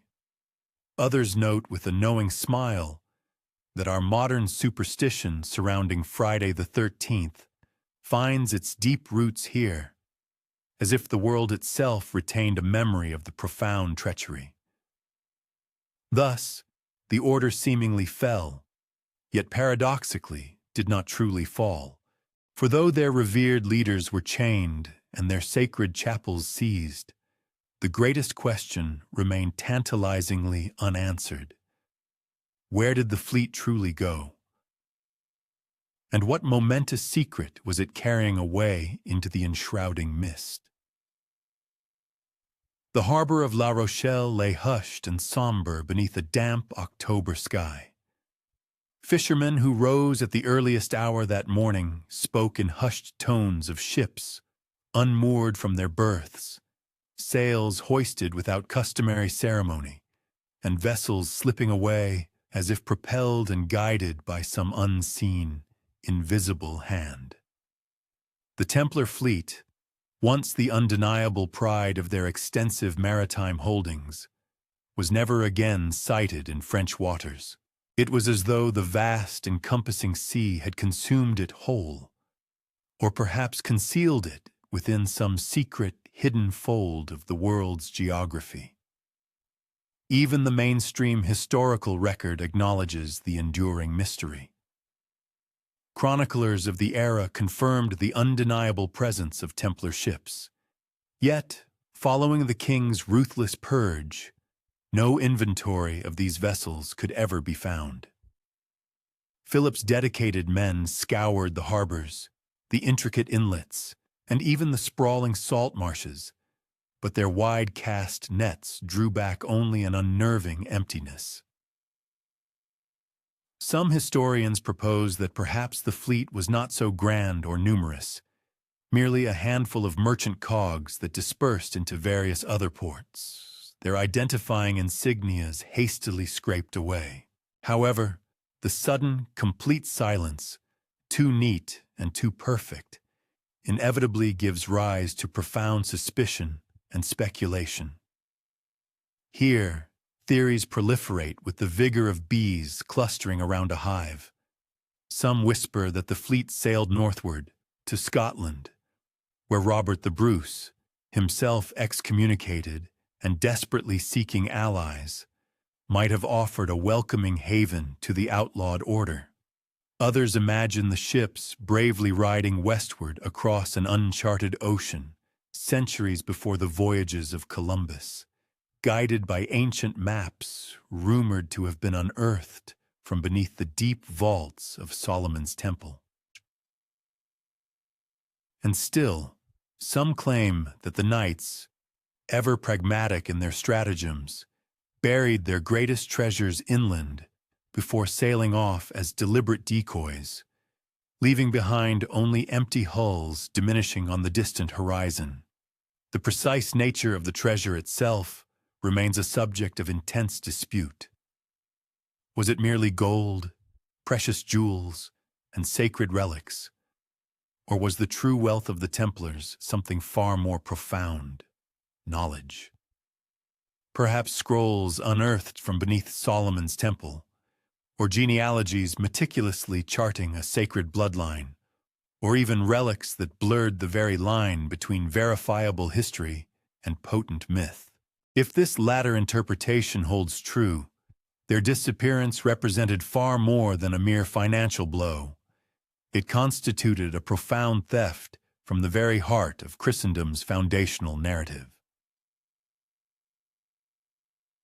Dryly put, the king's tax collectors must have experienced the bitter disappointment of children raiding a pantry, only to discover the jars replaced with worthless stones. And perhaps, in some dimly lit tavern by the sea, a weathered fisherman quietly laughed into his ale at the thought of royal men grasping at empty docks while the sails of the Templar fleet dwindled beyond the horizon. La Rochelle itself bore the indelible scar of this vanishing act. The town's cobbled streets, once vibrant and buzzing with the clamor of trade, now echoed with the pervasive sounds of suspicion and rumor. The familiar scent of salt, tar, and fish mingled with the hushed whispers. They are gone, but not truly gone. They will surely return. Even centuries later, local inhabitants recounted tales of secret tunnels running beneath ancient warehouses, where men in white mantles once moved by the flickering light of torches, meticulously preparing for a departure no one was ever meant to witness. Some scholars contend that the entire legend of the fleet is an elaborate invention, an elegant tale skillfully woven after the fact to preserve the mystique of an order that had been brought low. Yet, others insist that too many unexplained gaps persist in the historical record. Too many eyewitnesses swore to having seen ships sliding silently out to sea under the cloak of night or fog. The very absence of the fleet thus becomes its own form of evidence, much like a missing page in a crucial book that compels the reader to wonder all the more what was originally inscribed there. Thus, the vanished fleet was transformed into a potent, floating symbol. To some, it represented a metaphor of enduring resilience, a persistent hope that not all was irrevocably lost. To others, it was a spectral presence upon the water, carrying profound secrets that would continue to haunt kings and popes for centuries to come. And in the soft, rhythmic murmur of the tides, one might still imagine the faint creak of rigging, the gentle slap of waves against a hull, the lingering echo of a journey begun but never truly ended. If the formidable Templar fleet did not in fact simply vanish into the ether, then it follows logically that it must have secured some form of clandestine shelter. Along the craggy, unforgiving coasts and beneath skies perpetually heavy with the threat of storms, ancient legends whisper of concealed anchorages, of deep, winding fjords where entire squadrons of ships lay enshrouded by dense mist, or of cavernous sea caves within which the flickering glow of torches danced against surfaces of perpetually dripping stone. The vast, enduring ocean, with its boundless patience, possesses an uncanny knack for safeguarding its profound secrets far longer than the ephemeral reigns of any earthly monarch or pontiff. One unassailable mainstream historical fact asserts the Templars' formidable capabilities as mariners, demonstrating their ownership of extensive fleets, not merely at the strategic port of La Rochelle, but also in the bustling harbors of Marseille and the distant island of Cyprus. Their unparalleled maritime acumen provided the essential conduit connecting Western Christendom to the sacred lands of the Holy Land, thereby establishing them as the veritable lifeblood of the Crusader supply chains. This particular aspect of their history remains largely unchallenged. What continues to be hotly debated, however, is precisely where this profound nautical knowledge ultimately led them when the ominous noose of persecution began to tighten around their order. Did they simply disperse, becoming indistinguishable among the myriad of other trading vessels, thereby transforming into anonymous merchants traversing familiar routes? Or did they, with meticulous forethought and planning, slip away into prearranged sanctuaries, their entire escape meticulously choreographed like a grand, covert operation? As expected, speculative tales concerning their fate proliferate wildly. Some envision the Templar fleet finding secure refuge within the sympathetic embrace of Portugal, shielded by the benevolent King Dinis, whose well-known affections for the order ensured that upon its official dissolution, its remnants seamlessly re-emerged under the new guise of the Order of Christ. Other narratives propose that the vessels fled further northward, venturing deep into the impenetrable fogs of Scotland, a land where Robert the Bruce and his rebellious forces found themselves excommunicated by Rome, and thus in desperate need of powerful new allies. A particularly audacious theory postulates that a segment of these ships courageously crossed the vast Atlantic Ocean centuries before Christopher Columbus ever conceived of his monumental voyage, carrying not pious pilgrims, but rather the vigilant guardians of a bloodline deemed far too perilous to ever openly reveal. Among the more spirited and colorful disputes, historians engage in fervent debate over whether ancient maps purportedly recovered from venerable libraries. Some even whispered to have originated from beneath the very foundations of Solomon's Temple, had granted the Templars privileged knowledge of continents entirely unknown to medieval Europe. To the realm of orthodox scholars, such notions are dismissed as nothing more than fanciful nonsense. Yet, to the ardent fringe theorists, it is precisely this kind of seemingly preposterous nonsense that appears to offer tantalizing explanations for too many unanswered questions. The evocative image of white-sailed cogs, their canvases billowing, gracefully drifting westward across the boundless expanse has, over time, ascended to an almost mythic status. One can readily picture them, their sturdy hulls groaning and creaking with the relentless motion of the waves, the mournful cries of gulls echoing overhead, the sharp, invigorating sting of salt permeating the very air, and upon their proud prows, resolute knights gazing intently into an utterly unknown horizon. The sea itself, in this grand narrative, must have felt like a willing accomplice, smoothing its turbulent waters for their clandestine passage, diligently concealing them beneath her ever-shifting, enigmatic veil. And then, inevitably, arises the profound question of the precious cargo they might have carried. Was it vast quantities of bullion illicitly smuggled from the cavernous vaults beneath Parisian streets, or perhaps sacred relics reverently swathed in fine linen? Could it have been ancient scrolls that dared to portray a Christ, not as the rigid dogma of the Church depicted him, but rather as a husband and even a father?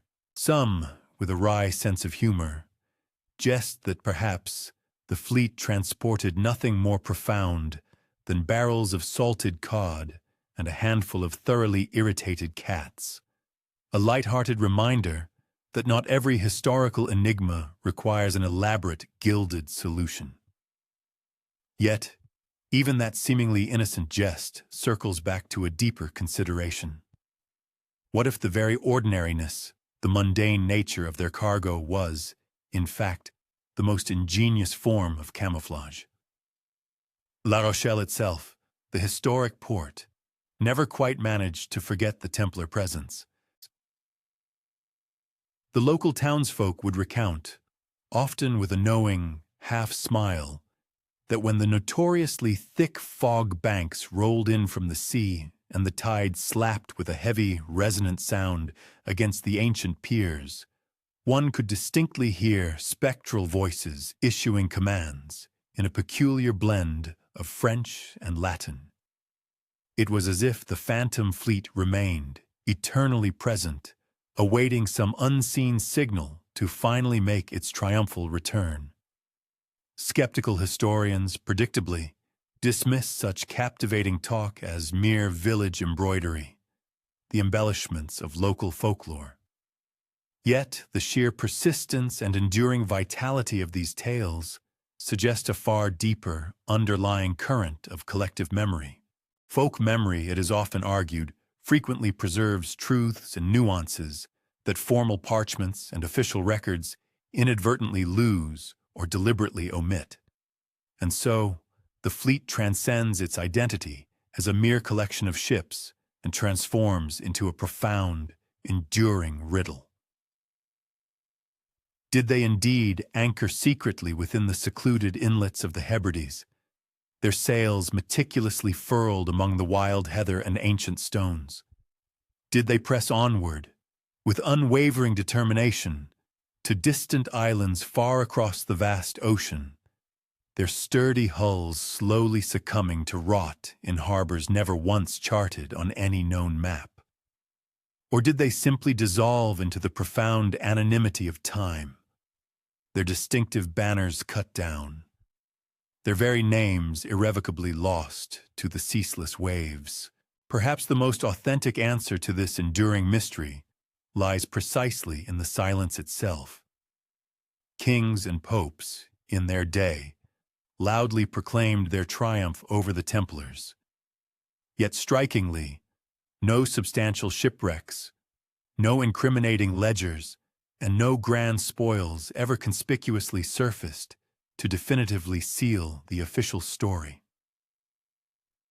What lingers instead is the profound hush of the sea, the long rhythmic exhale of incoming waves, the soft, sibilant hiss of foam gently retreating from the sand, as though the boundless ocean itself has sworn an unbreakable oath of secrecy.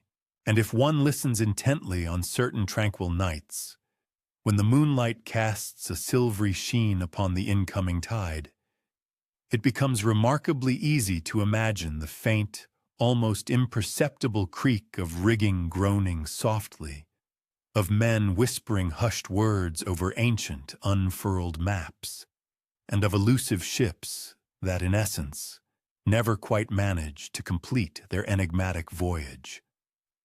If the expansive sea served as the Templars' primary highway of desperate escape, then Scotland, with its rugged terrain and defiant spirit, emerged as their most prominent rumored sanctuary. The chronological convergence of events was undeniably uncanny. In the year 1314, precisely when the last Grand Master, Jacques de Molay, courageously faced the consuming flames of execution in Paris, Robert the Bruce secured his defining and utterly pivotal victory against the English at the Battle of Bannockburn.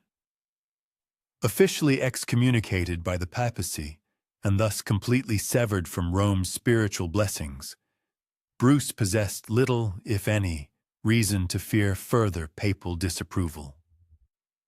The historical stage, as some theorists contend, was thus perfectly set for exiled knights seeking a new purpose and a safe haven to find a welcoming home beneath Scotland's perpetually brooding skies. One undeniable historical fact provides a concrete foothold for this theory. Scotland was, at that critical juncture, indeed largely outside the direct sphere of papal influence, its monarch, a rebel king, fiercely engaged in a struggle against formidable English domination. The Templars, if truly seeking a secure refuge, could hardly have selected a more defiant and strategically advantageous ally. From this point onward, however, the narrative of history grows increasingly slippery, veering into the realm of speculation. Fringe theories subtly whisper that the Templars not only provided crucial assistance to Bruce's forces at Bannockburn, but may have, in fact, decisively turned the very tide of the battle itself. Some compelling tales describe a mysterious and unexpected cavalry charge, composed of armored horsemen bearing no identifiable banner or heraldry, whose sudden and dramatic appearance supposedly sowed widespread panic and confusion among the English ranks. Orthodox historians, with a dismissive air, often laugh off such accounts as nothing more than a patriotic myth, firmly insisting that no credible Templar presence is recorded in any contemporary chronicles. And yet, one cannot help but observe how eagerly and persistently this particular story has endured across generations, as if it were not merely a legend, but rather a deeply ingrained collective memory. Disputes concerning the Templars' Scottish fate also abound. Some scholars propose that the remnants of the order were subtly absorbed into existing Scottish chivalric families, their original names ingeniously altered, their distinctive mantles exchanged for the vibrant patterns of tartan. Others maintain that they retreated into the profound seclusion of remote abbeys, diligently carrying out their arcane rituals behind thick stone walls, where the gentle hum of bees filled the cloisters and the soft flicker of wax candles illuminated their closely guarded secrets. Still others harbor the belief that their hidden purpose in Scotland was far more audacious and long-ranging, to meticulously prepare the rugged Scottish soil as the ideal ground for the eventual survival and continuation of a highly significant bloodline. One can readily envision the dramatic Scottish coast, characterized by its jagged, precipitous cliffs savagely slashed by the relentless waves, where gulls wheel effortlessly overhead like tattered scraps of parchment torn from the heavens, and the very air is thick with the earthy aroma of peat smoke, mingled with the sharp tang of salt. Into such an untamed and formidable landscape, an entire fleet could conceivably vanish without a trace. A humble cave mouth might, with clever concealment, transform into a clandestine chapel. A ruined ancient broch could serve as a secure hiding place for invaluable scrolls meticulously wrapped against the pervasive dampness. And if local villagers later caught fleeting glimpses of hooded, enigmatic figures moving silently through the enveloping mist, they might have simply tightened their cloaks, lowered their gazes, and deliberately pretended to observe nothing at all. After all, fishermen, by nature of their solitary profession, are remarkably adept at keeping secrets, especially when the convivial influence of good ale is involved. A persistent jest embedded within local Scottish lore suggests that the Templars, in their flight, brought with them not just sacred relics, but also an abundance of fine French wine, a commodity that undoubtedly made them instantly popular and welcome guests in the rustic Highland taverns. Skeptics naturally scoff at such an amusing notion, yet perhaps this very detail offers a plausible explanation for why certain clans so warmly embraced their mysterious foreign guests. Few things, after all, cement alliances more swiftly and effectively than the shared enjoyment of good drink, particularly in a climate where the pervasive damp and cold can chill one to the very marrow. The evocative echoes of earlier sections of this narrative resonate powerfully here. The bee, that ancient symbol of silent industry and diligent organization, buzzes faintly within the hallowed abbeys that still proudly bear carved hexagonal motifs in their ancient stone. The symbolic chalice reappears, though now cleverly disguised as a simple, unadorned wooden cup, passed with quiet reverence around flickering clan fires. Even the haunting memory of La Rochelle's ghostly fleet finds a compelling mirror in the misty Scottish lochs, where locals sometimes whisper that phantom ships continue to glide silently, their spectral sails silvered by the ethereal glow of moonlight. However, the fundamental core of this intricate matter remains fiercely contested. Did the Templars truly establish a lasting settlement in Scotland? Or is this elaborate narrative merely a captivating tale meticulously crafted to romanticize a nation already profoundly steeped in its own rich tapestry of myth and legend? The scholarly world, as expected, remains sharply divided on the issue. Yet, the compelling question stubbornly lingers. Why do so many ancient Scottish chapels and intricate carvings bear motifs that are suspiciously Templar in nature? Distinctive crosses, formidable swords, and even the recurring symbol of bees. Coincidence, some argue with conviction. Continuity, others insist with equal fervor. And so, Scotland transcends its role as a mere geographical backdrop. It transforms into an elaborate stage upon which the grand narratives of history and legend mingle inextricably, like the swirling mist and the resilient heather, becoming utterly inseparable, almost untouchable. Whether or not the Templars ever galloped valiantly at Bannockburn, their enduring shadow undeniably lingers within the Scottish imagination, perpetually wrapped in the vibrant colors of tartan and infused with the crisp tang of salt air. The sea, by all accounts, carried them to these shores. Perhaps the very land itself then held them in its ancient embrace. Perhaps. But what Scotland, in turn, bestowed upon them was something truly enduring. A myth so profoundly and intricately woven into its national fabric that even now, standing before the breathtakingly intricate stonework of Rosslyn Chapel, one cannot help but wonder whether the myriad bees meticulously carved into its ceiling are simply decorative embellishments or, in fact, a whispered, sacred oath that the profound secret endures, still vibrantly alive. Legends, by their very nature, are remarkably stubborn and resilient entities.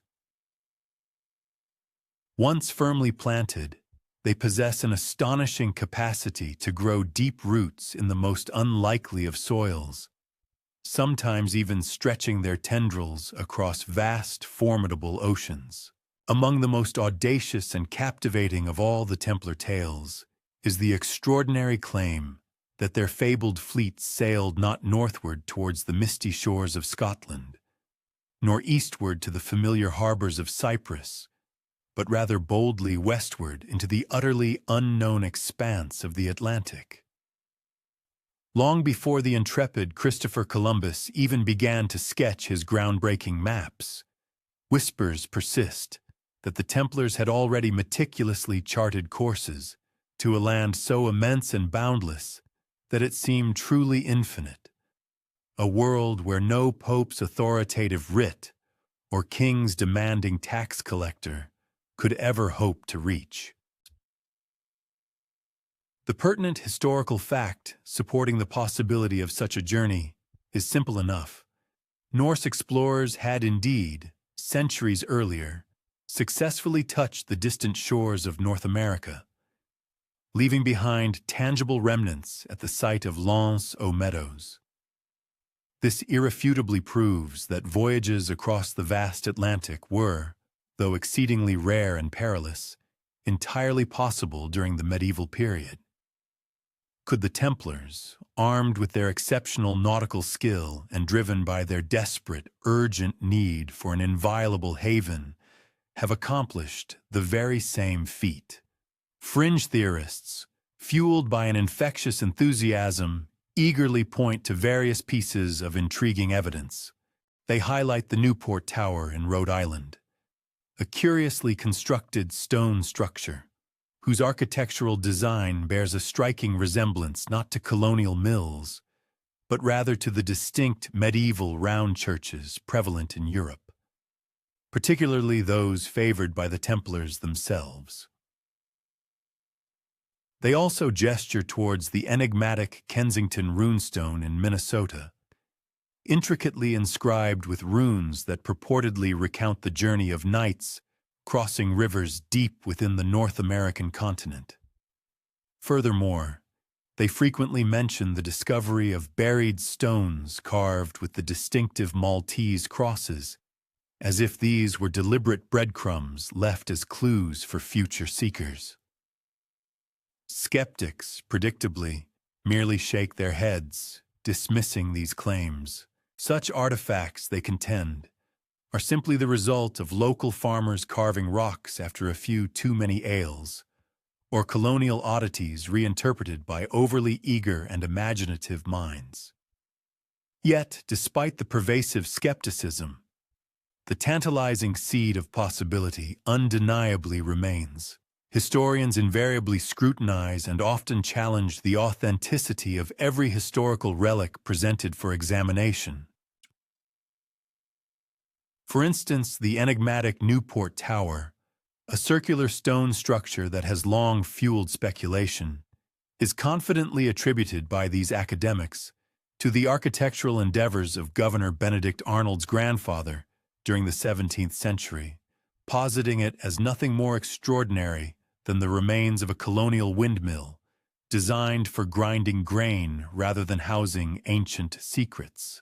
Similarly, the controversial Kensington runestone, bearing what some claim to be ancient Norse inscriptions, is widely dismissed by linguistic and historical experts as an elaborate 19th century fabrication, a product of a less scrupulous era, and the various alleged Templar carvings found in scattered locations across the continent are frequently characterized as mere pareidolia, interpretations of natural rock formations, enhanced by the growth of moss and lichen, and ultimately, a reflection of humanity's inherent yearning for profound and mystical narratives.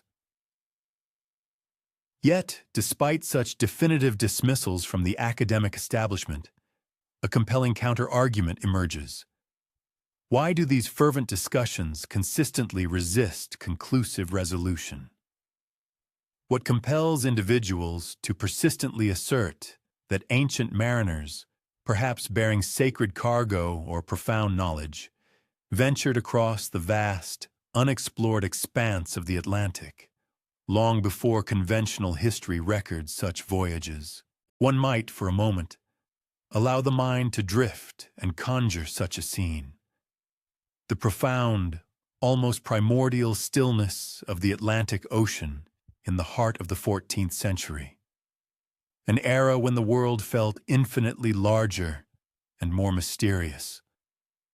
There existed no established shipping lanes to guide the intrepid, no meticulously charted maps adorned with precise compass roses to offer comfort or direction. Only the formidable, unbroken expanse of a truly unknown ocean. The journey would be characterized by an unending vista of churning water, punctuated solely by the disorienting, yet hopeful cries of seabirds, gulls soaring and circling, their presence a startling anomaly, hinting at the imminence of an unseen shore, a distant continent. Aboard such a vessel, the dominant sounds would be the rhythmic creak of sturdy wooden masts straining against the wind, the invigorating slap of cold salt spray against the hull, and perhaps, within the confines of the captain's modest cabin, the subtle, comforting aroma of beeswax candles, casting a soft glow as hushed prayers were murmured into the vast darkness.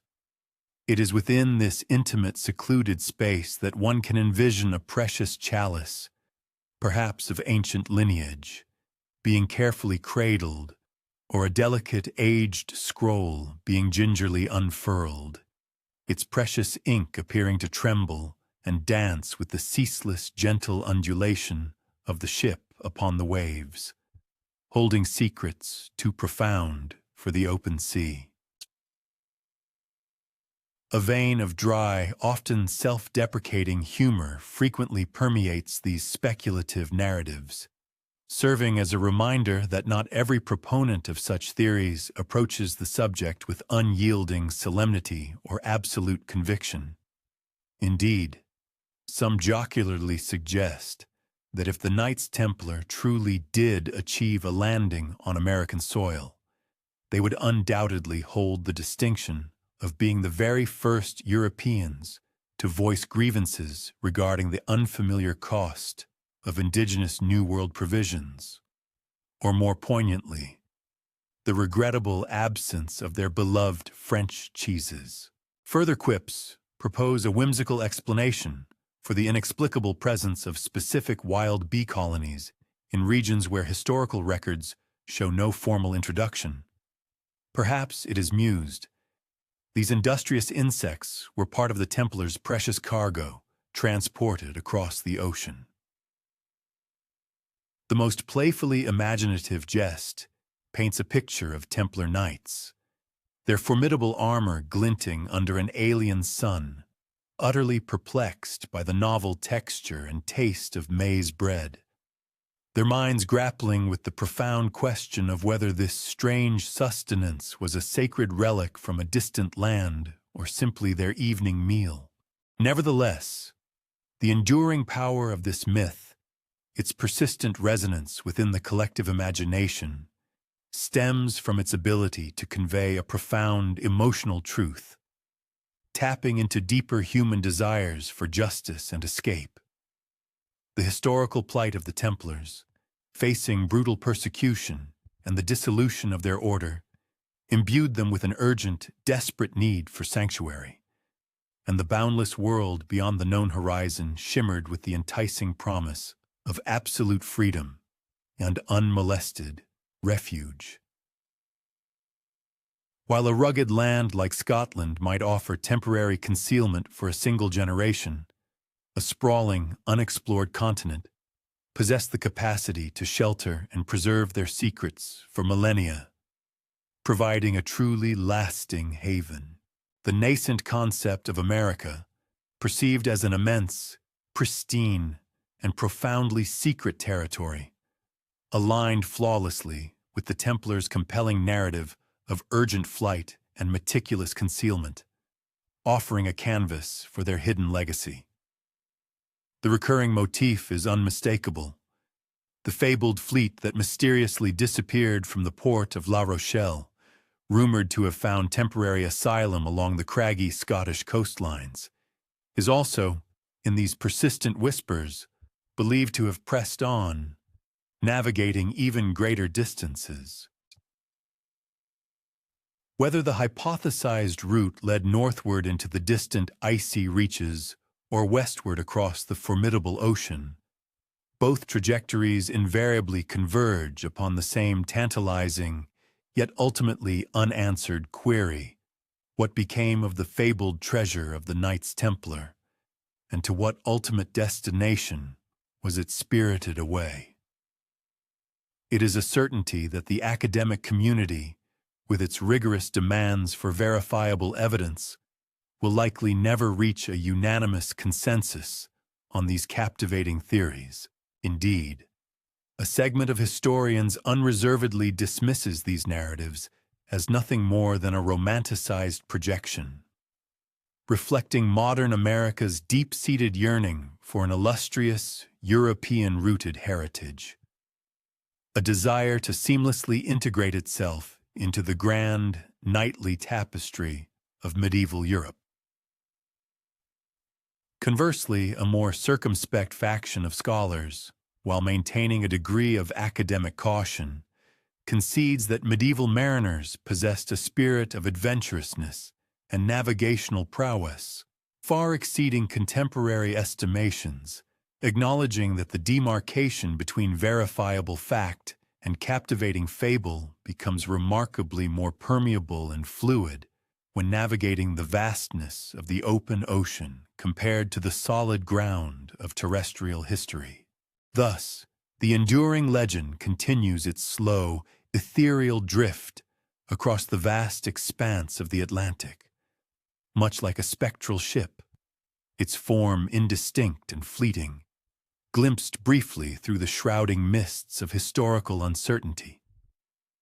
The direct question: did the Knights Templar indeed establish a cross upon an American shoreline centuries prior to Christopher Columbus's celebrated raising of his banner, is met with a pragmatic, perhaps not, acknowledging the lack of definitive proof. Yet, the true enigma resides not in the definitive resolution of this query, but rather in its tenacious persistence, its refusal to fade, and in those tranquil, contemplative hours of night, as ocean waves gently break upon the shore with a sound akin to whispered supplications. One can almost surrender to the evocative notion that armored figures once traversed beaches entirely unmapped by Europe's cartographers, their physical traces long since erased by the tides, but their compelling story continuing to resonate through time. Far below the bustling, vibrant thoroughfares of Paris, A sprawling, intricate labyrinth of subterranean passages extends, meticulously carved from ancient limestone quarries, perpetually exuding the cool, earthy scent of damp rock. Within this profound darkness, faint, spectral echoes reputedly linger, the phantom sound of distant footsteps, the hushed resonance of long-forgotten prayers, and the almost imperceptible sigh of concealed chambers, their entrances meticulously sealed away from the world for many centuries. It is precisely within this subterranean realm that certain persistent whispers suggest the Knights Templar secreted away their most profound and invaluable mysteries, choosing not the formidable security of distant castles or the treacherous embrace of storm-tossed seas, but rather a hidden sanctuary directly beneath the spiritual and temporal heart of Christendom itself.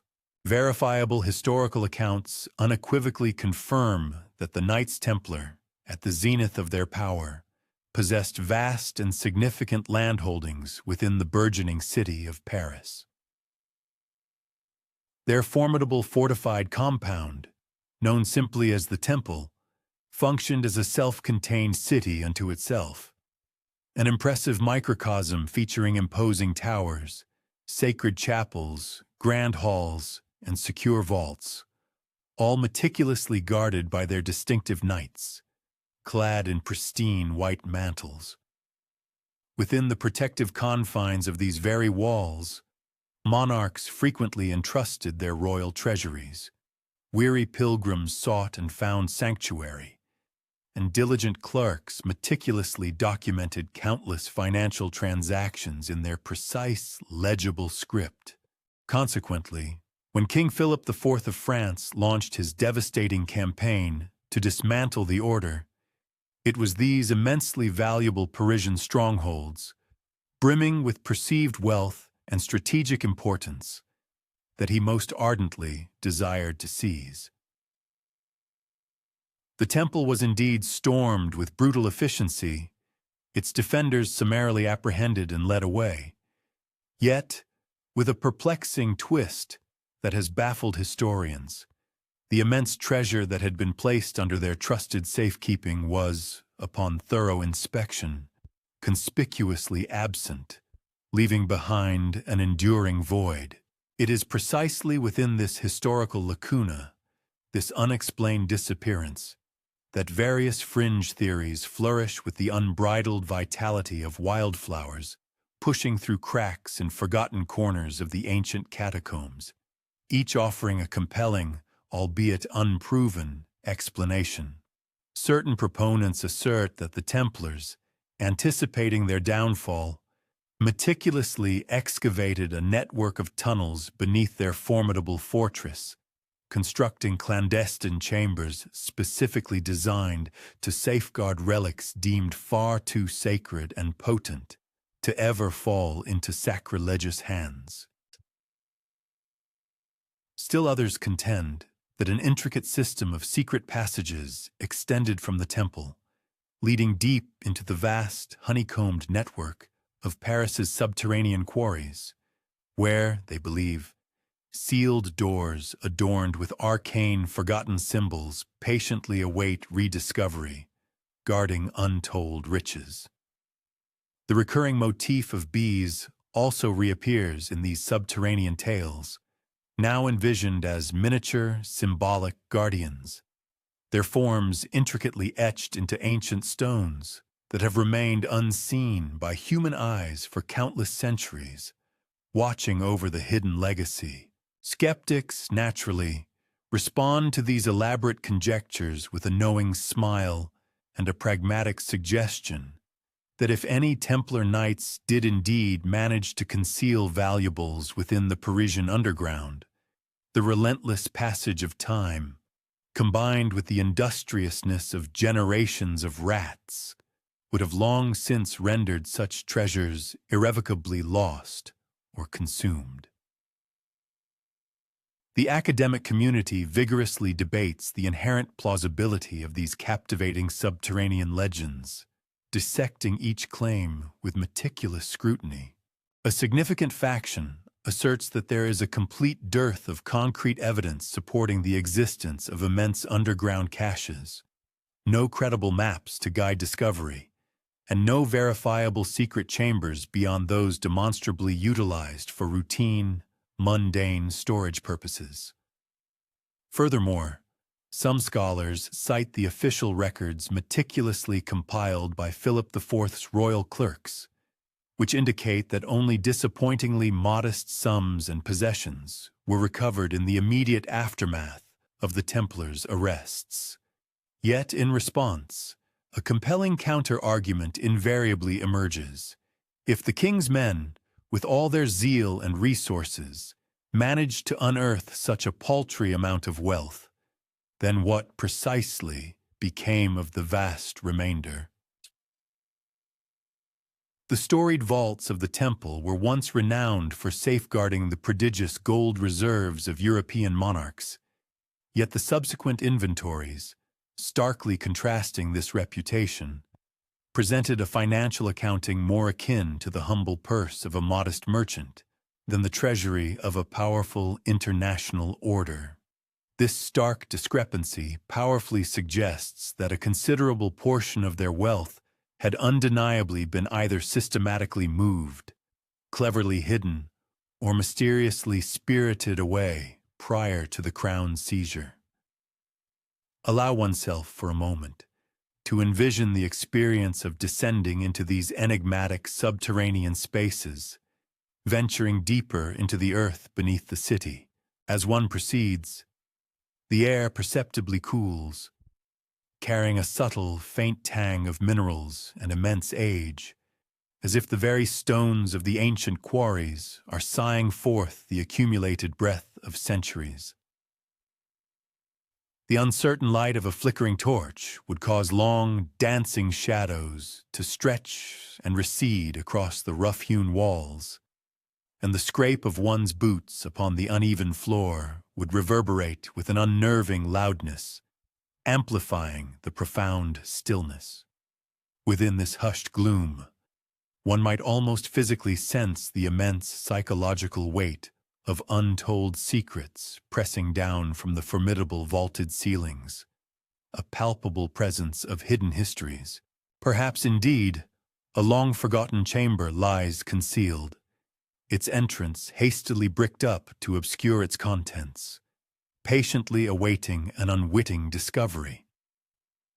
And behind that crude barrier, one might fantasize, lies a sturdy chest overflowing with ancient scrolls or a sacred chalice, meticulously wrapped in protective waxed cloth, preserved from the ravages of time.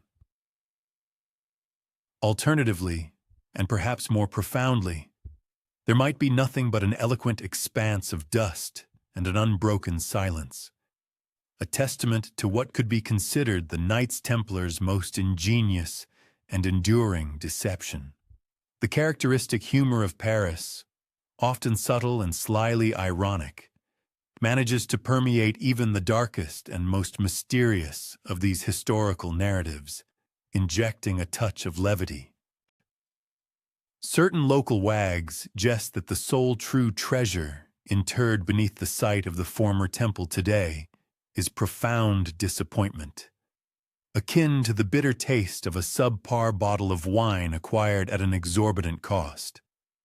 Further jests suggest that if the Templars had, in fact, undertaken such extensive subterranean excavations, the pragmatic Parisians would have long since repurposed these tunnels into magnificent wine cellars, a more practical and palatable use. A particularly wry poet once famously quipped that any treasure conceivably hidden beneath Paris would, by now, have undoubtedly been shrewdly exchanged for the city's legendary cheeses, a testament to Parisian priorities. This dry wit, while seemingly dismissive, contains a kernel of truth. For what indeed is the grand sweep of history, if not a protracted narrative of accumulated wealth eventually transformed into the fiscal demands of governance? Yet, Despite the skepticism and humor, the captivating image steadfastly persists, invaluable treasure concealed just beneath the very foundations traversed daily by millions of unsuspecting inhabitants. One envisions a secret library, not of books, but of profound knowledge, humming with an almost tangible silence, meticulously guarded by the inexorable passage of time itself. Above, the vibrant metropolis ceaselessly bustles with life.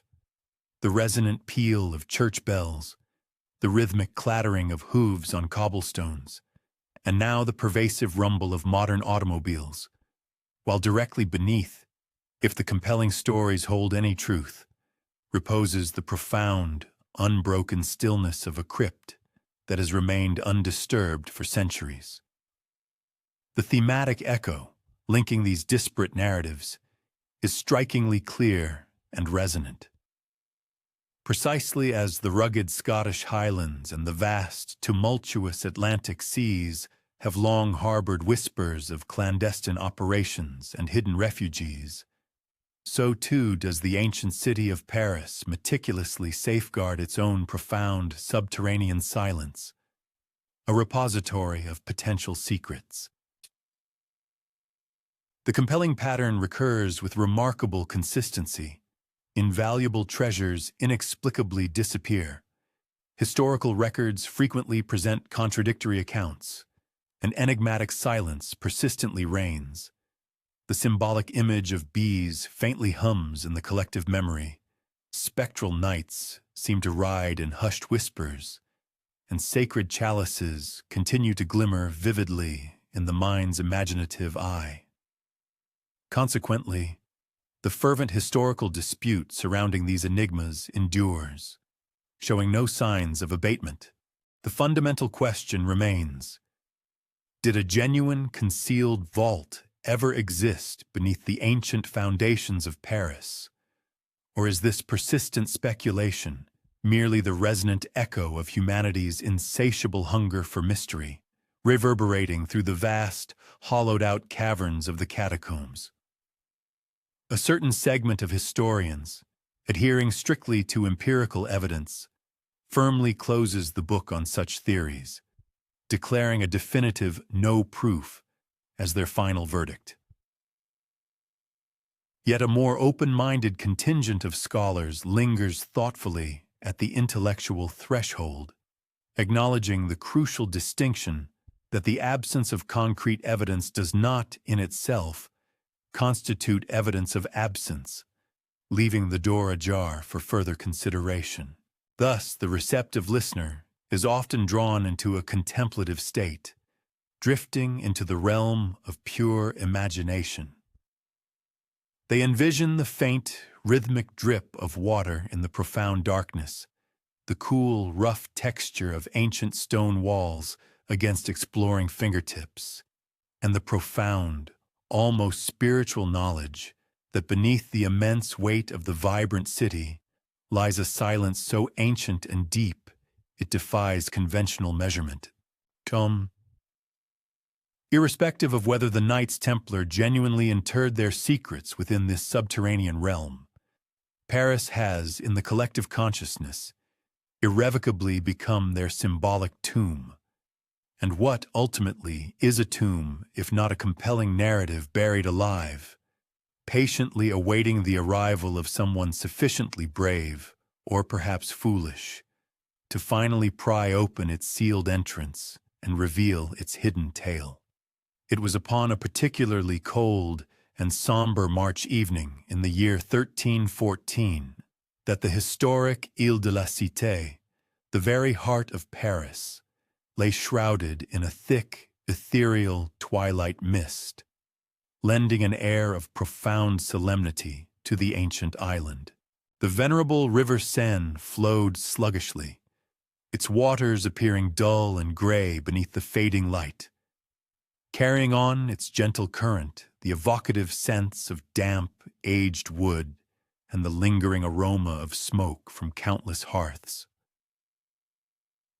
A solemn multitude had congregated in the growing shadows cast by the majestic Notre Dame Cathedral, their collective breath visible as pale, ephemeral clouds in the chill air, as they pressed forward with morbid fascination to witness a truly grim and historic spectacle.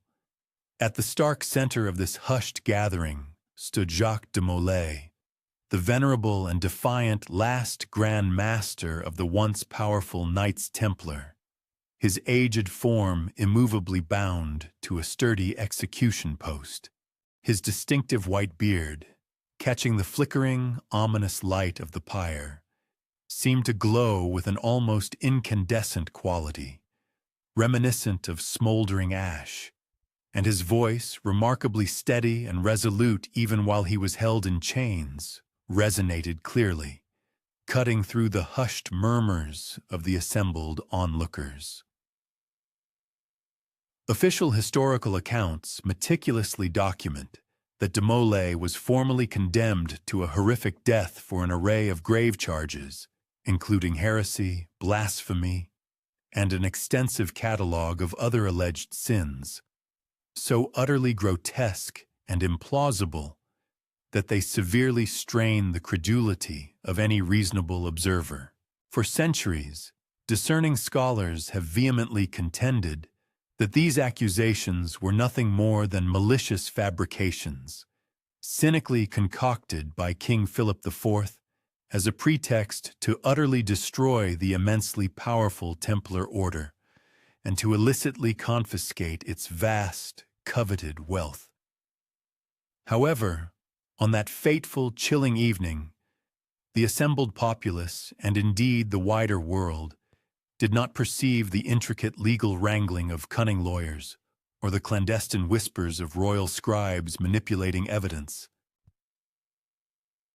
Instead, what reverberated through the cold Parisian air was the unwavering voice of a defiant, aged knight, issuing a terrible curse upon both the reigning king and the pontiff, steadfastly proclaiming his absolute innocence and boldly summoning his principal accusers to face him before the ultimate judgment of God within the span of a single year. The stark, undisputed historical fact remains chillingly potent. Remarkably, within mere months of de Molay's execution, both King Philip IV and Pope Clement V, his primary persecutors, met their untimely demises. The king succumbed to a sudden mysterious illness, while the Pope was overcome by a strange and debilitating affliction, both deaths occurring with alarming proximity to the Grand Master's final curse. For those living in that era, this rapid succession of deaths was perceived as no mere coincidence. Rather, it was widely interpreted as a terrible curse dramatically fulfilled, a profound divine verdict unequivocally delivered from the very flames that consumed de Molay. To modern skeptics, naturally, these events are readily explained as nothing more than the inevitable wear and tear of human mortality, a natural consequence of the era's harsh realities. They argue that the prevailing medieval diets, coupled with the immense political and personal stress inherent in governing powerful realms, were more than sufficient to prematurely shorten any monarch's or pontiff's reign.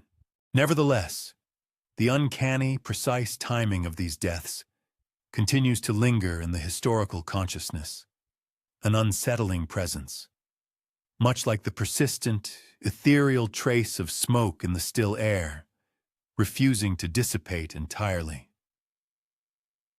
Fanciful conjectures have intricately woven themselves around Jacques de Molay's final moments, adorning his last stand with elaborate threads of profound secrecy. Certain proponents suggest that his execution was not a genuine demise, but rather an elaborate ruse, a cunning diversion where a substitute or double perished in the inferno, allowing the authentic Grand Master to slip away into a clandestine exile. This true leader, they postulate, carried with him not just his life, but the most profound and sacred secrets of the Knights Templar, safeguarding ancient knowledge or perhaps immense hidden wealth. Other imaginative accounts posit that de Molay's very ashes were surreptitiously collected by devoted sympathizers, then carefully concealed within ornate relic boxes, subsequently passed down through generations as tangible symbols of an enduring and unbroken brotherhood.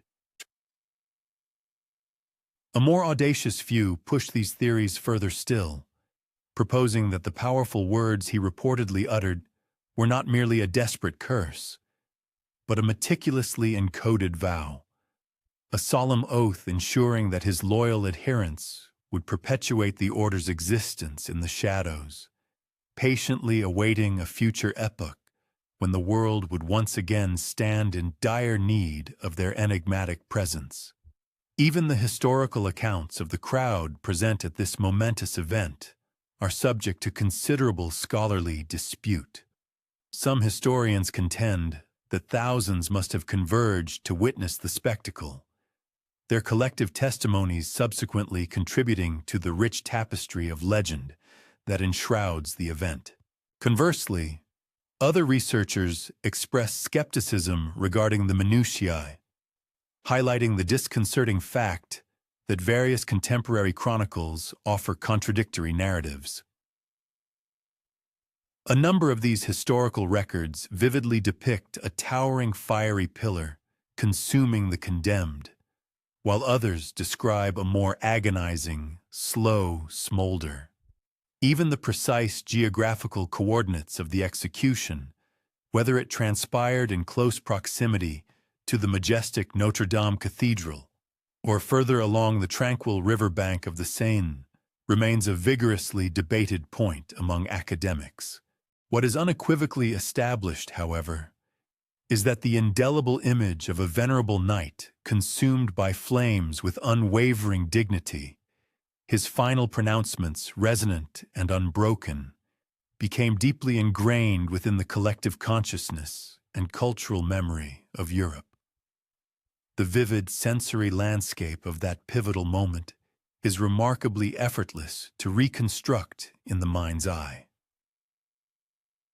One can almost perceive the sharp, acrid sting of burning timbers and woolen garments, the relentless crackle of the hungry flames as they voraciously licked at the ancient wood, and the profound, chilling hush that invariably descends upon a multitude when a man condemned to death steadfastly refuses to utter a single scream. The assembled throng, a sea of faces, would have shifted with palpable unease, children instinctively clinging to the protective embrace of their mothers. And, in a poignant detail, one might even envision a solitary bee, its delicate wings whirring, drifting past the searing torch, drawn to the radiant heat as if it, too, were on some inscrutable, secret mission. Yet above this entire harrowing scene, de Molay's voice, remarkably, remained steadfast and unwavering, carried aloft on the Parisian wind, like a solemn, ultimate prayer. Within the profound solemnity of such a grim occasion, there lingered, surprisingly, a space for sharp, ironic observation. It is recounted that a particular Parisian wit, with a dark sense of humor, reputedly quipped that the reigning monarch, King Philip, had commenced roasting his evening supper unusually early that fateful night, a macabre jest that spread rapidly in hushed whispers until the royal guards, with stern scowls and menacing glares, effectively stifled its propagation. Another observer, with a touch of gallows humor, reportedly remarked that the Templar Grand Master, in his final moments, appeared more akin to a sainted martyr than a condemned heretic. Though saints, it was dryly noted, typically exhibited a preference for the invigorating freshness of open air. Such was the nature of this brittle, ancient, parchment-dry humor yet humor nonetheless. And centuries later, a sagacious scholar would wryly observe that if mere curses possessed the power to topple mighty monarchs, then the entire continent of Europe would, without doubt, have been governed by boisterous tavern poets, rather than by the lineage of kings. The recurring motif is strikingly potent. Once again, the Knights Templar appear to dissolve into obscurity precisely at the juncture when their presence should have been most conspicuously visible. Their venerable Grand Master succumbs to a brutal death, yet his final, echoing words resound with a power that far outlives the consuming flames. Their fabled treasures vanish without a trace, yet, with an uncanny swiftness, their principal adversaries soon follow them into the cold embrace of the grave. This enigmatic pattern resonates with the earlier disappearance of their mysterious fleet, the rumored hidden vaults beneath the ancient city of Paris, and the symbolic bees humming in an inexplicable silence. Always, there is an overarching sense of absence, invariably followed by a proliferation of rumor, and perpetually a lingering, spectral shadow. De Molay's execution undeniably marked the official dissolution of the Knights Templar in the authoritative pronouncements of both the Church and the Crown. Nevertheless, enduring legends adamantly maintain that the execution not only ignited a physical pyre, but also kindled a symbolic torch, suggesting that somewhere, an unknown individual or group secretly carried the sacred flame of the order forward. His ultimate declarations are recalled less as a defiant act of rebellion and more as a profound, chilling prophecy. And so, as the river Seine flowed serenely onward, its waters reflecting the encroaching darkness, and as the night descended upon the city, Paris absorbed the fire, the smoke, and the profound silence that subsequently enveloped the scene. Some citizens departed with a deep sense of unease, convinced they had witnessed not merely a death, but a divine judgment. Others, more pragmatic, simply scoffed at the spectacle, returning to the mundane comforts of their bread and wine. Yet, the potent image persists, an aged knight, bound in chains, appearing to stand even taller in the consuming flames than he ever did in life, leaving behind not merely ashes, but a powerful curse from which the annals of history have never quite managed to extricate themselves. As the final remnants of Jacques de Molay's ashes gently dispersed into the flowing waters of the Seine, the authoritative voice of the Church officially declared the Knights Templar utterly defunct. Their extensive lands had been systematically confiscated, their legendary treasures seized by the Crown, and their remaining knights forcibly scattered into various forms of exile. Yet, despite this official pronouncement, persistent whispers continued to circulate, clinging tenaciously like tenacious ivy to the weathered stones of ruined castles. These hushed rumors suggested that the Templars were not, in fact, truly gone, but merely concealed. A clandestine brotherhood operating perpetually in the shadows, some asserted, steadfastly carrying their intricate rituals, their esoteric codes, and their inviolable oaths into deeply hidden sanctuaries where the destructive reach of both fire and crown could never penetrate. The prevailing historical consensus, the mainstream fact, indicates that a significant number of Templars were seamlessly integrated into other established military orders, most notably the Knights Hospitaller, or quietly reintegrated into mundane secular life, forsaking their vows. A smaller, more restless faction chose to become mercenaries, offering their formidable martial skills to any lord willing to remunerate their swordsmanship. However, In those geographical regions less compliant with the absolute authority of Rome, their continued existence as an organized entity appeared considerably more secure. In Portugal, for instance, King Dinis, with an astute political maneuver, simply rebranded the Templars as the Order of Christ, bestowing upon them new ceremonial robes, but meticulously preserving their underlying continuity. It was a remarkably clever act of strategic subterfuge. On paper, it presented an outward show of absolute obedience to papal decree. Yet, in practical terms, the enduring Templar spirit persisted and thrived beneath a superficially different banner, retaining its core identity and influence. Speculative theories, much like exotic flora, invariably flourish wherever deep shadows and unanswered questions converge. Scotland, with its rugged, mist-shrouded landscapes, is frequently depicted as a primary sanctuary for these elusive, fugitive knights, its remote highlands offering an ideal refuge. There, popular legends assert, they forged a crucial alliance with the Scottish monarch Robert the Bruce, purportedly riding into the pivotal Battle of Bannockburn in 1314 to decisively alter the course of the conflict against the English forces.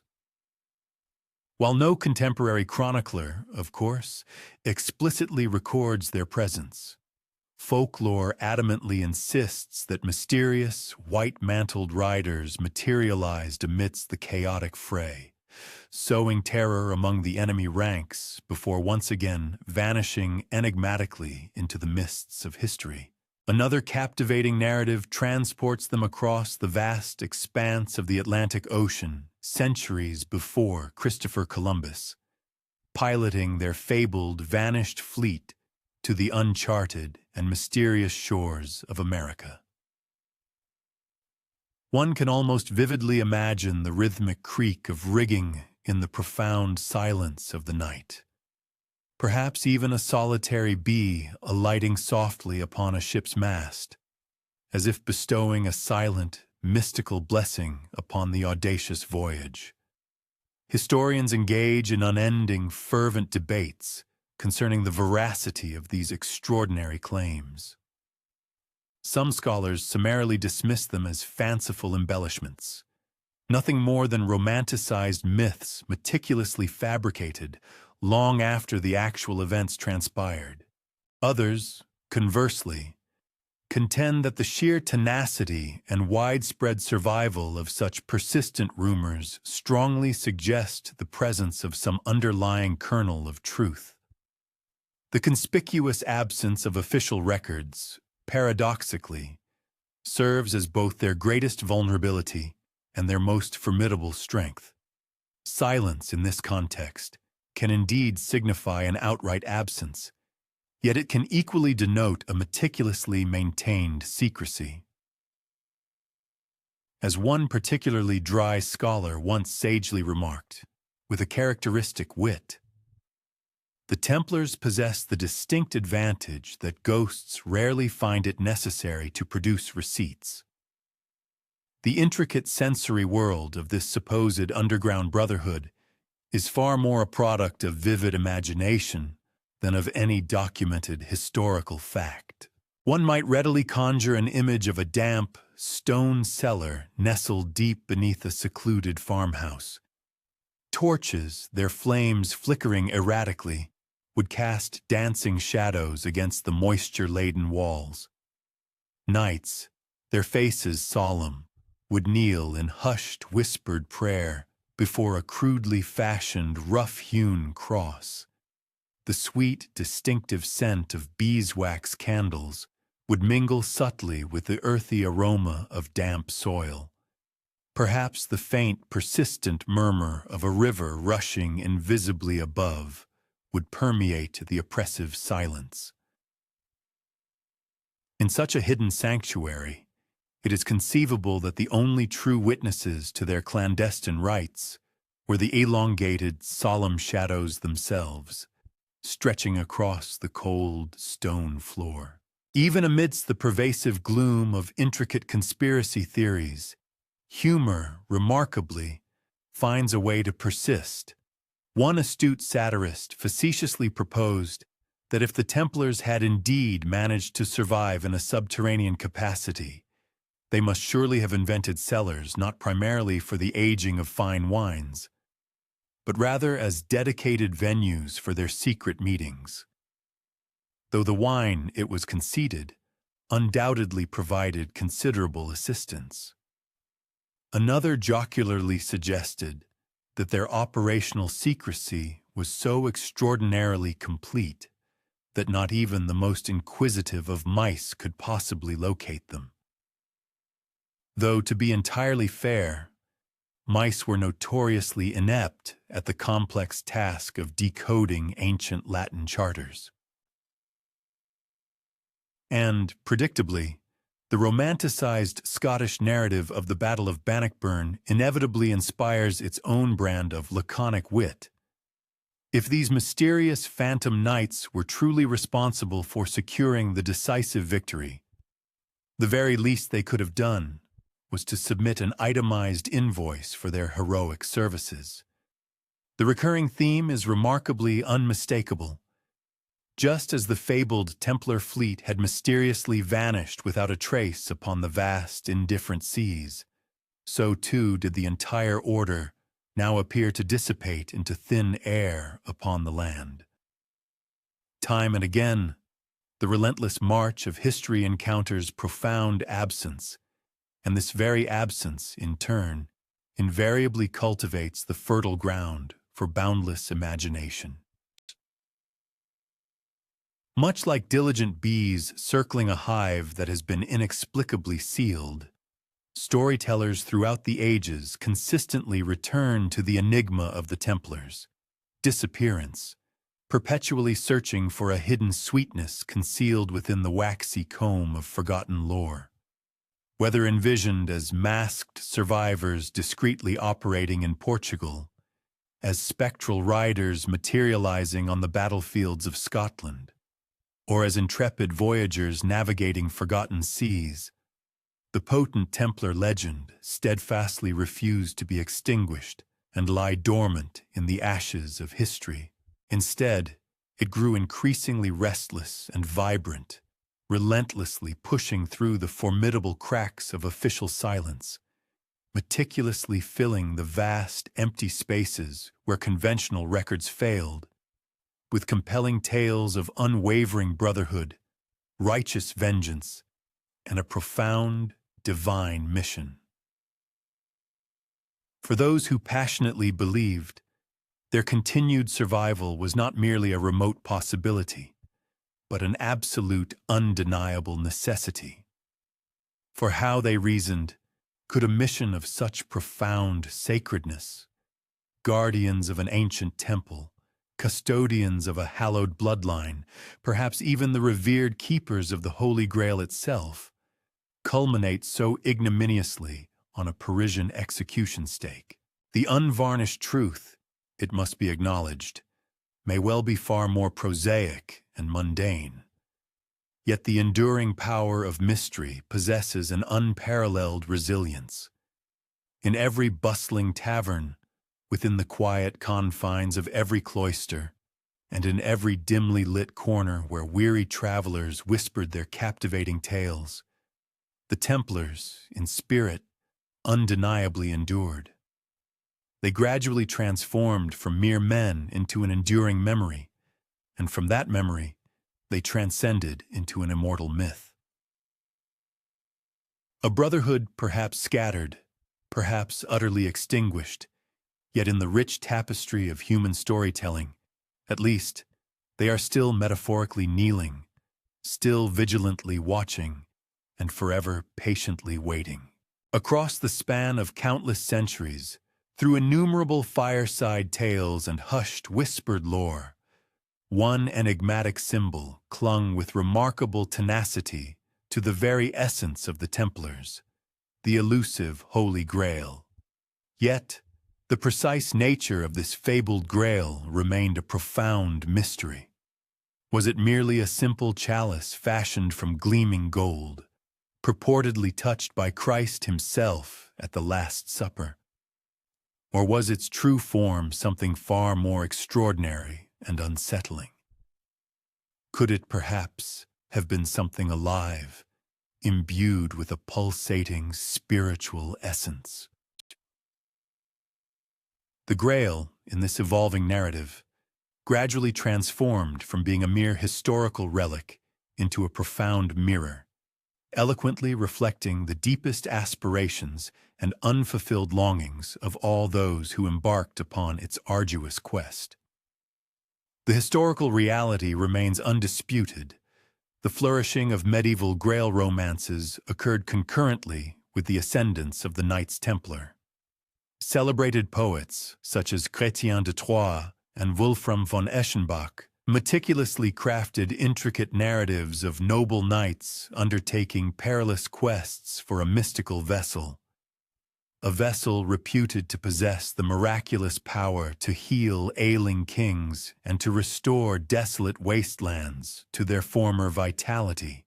While the Templars are never explicitly named within the pages of these ancient texts, their spectral shadow undeniably hovers there, subtly permeating the narratives, as if the tales themselves were intricately coded hymns dedicated to their purported sacred mission. Monasteries, even as the reigning popes vehemently condemned the Templars' notorious secrecy, diligently copied these captivating romances with quiet devotion. It is almost as if the Grail itself, in this clandestine context, became an ingenious vessel for surreptitiously conveying hidden truths, deftly circumventing the vigilant gaze of ecclesiastical censors.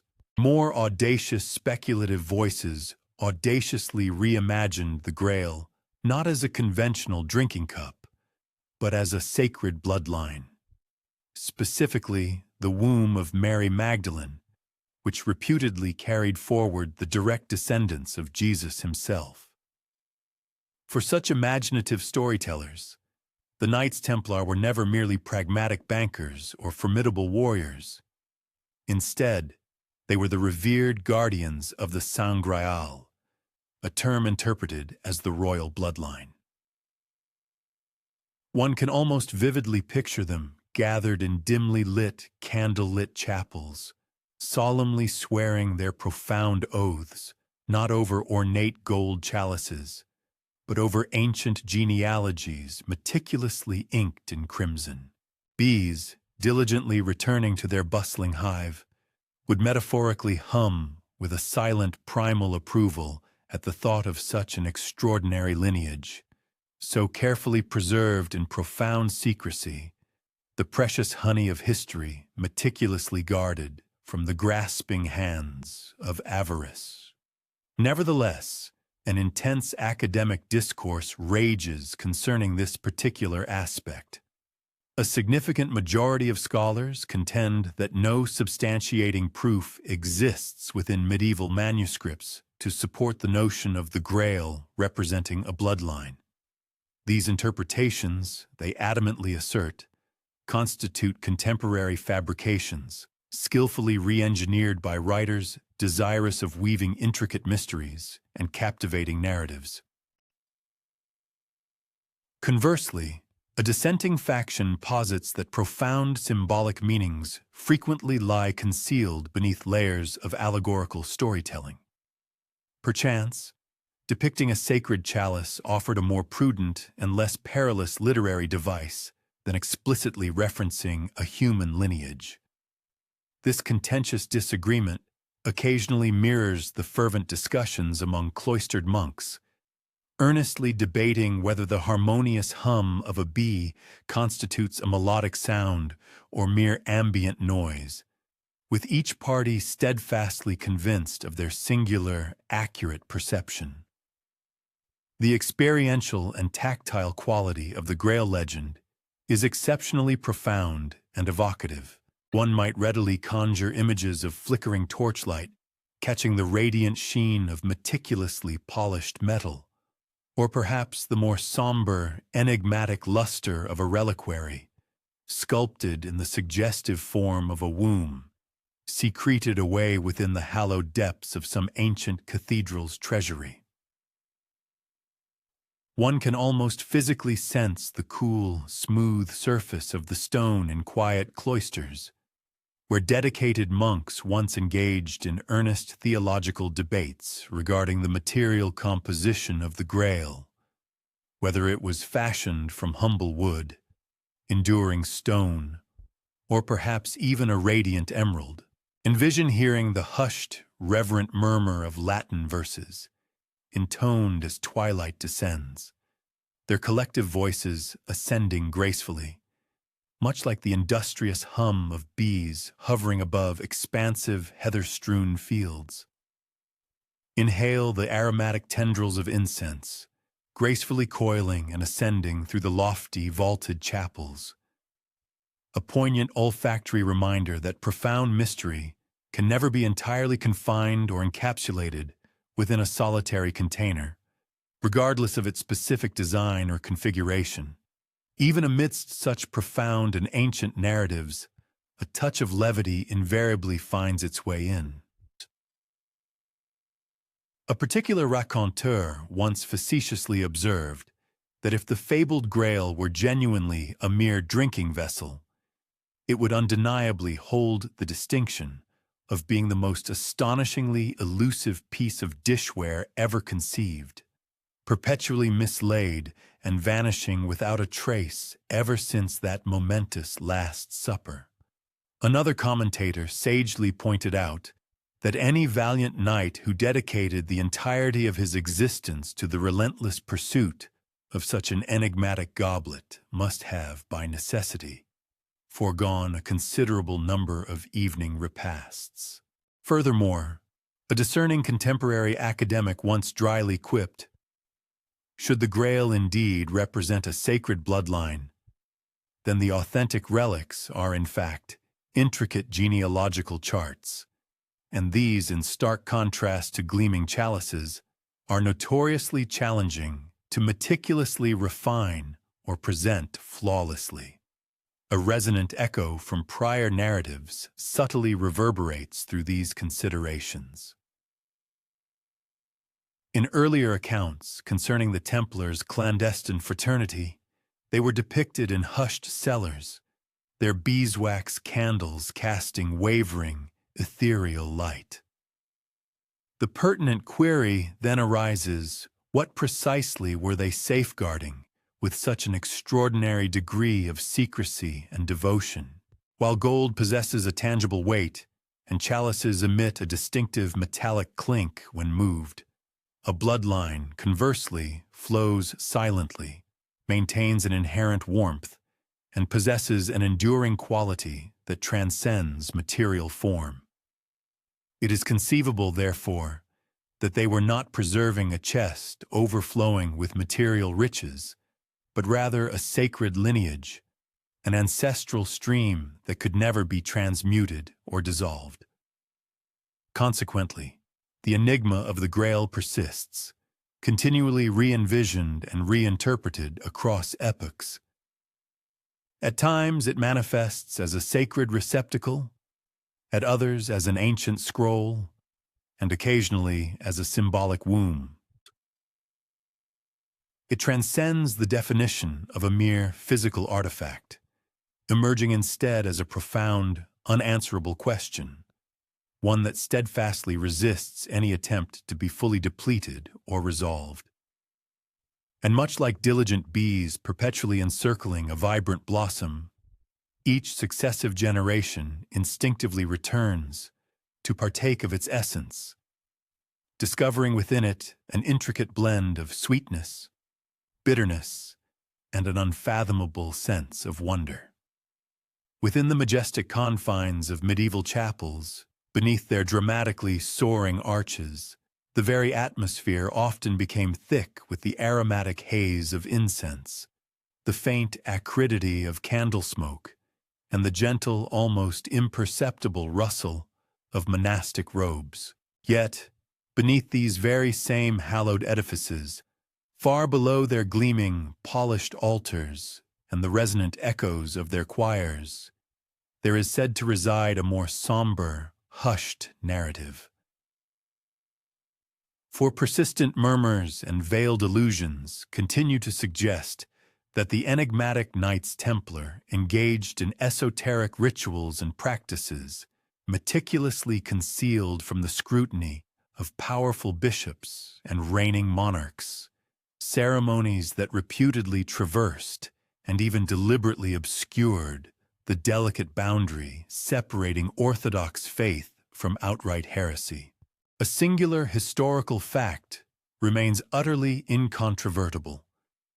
The Knights Templar either erected or exerted significant control over numerous chapels throughout the breadth of Europe, spanning from the ancient city of Lyon in France all the way to the mystical Rosslyn in Scotland.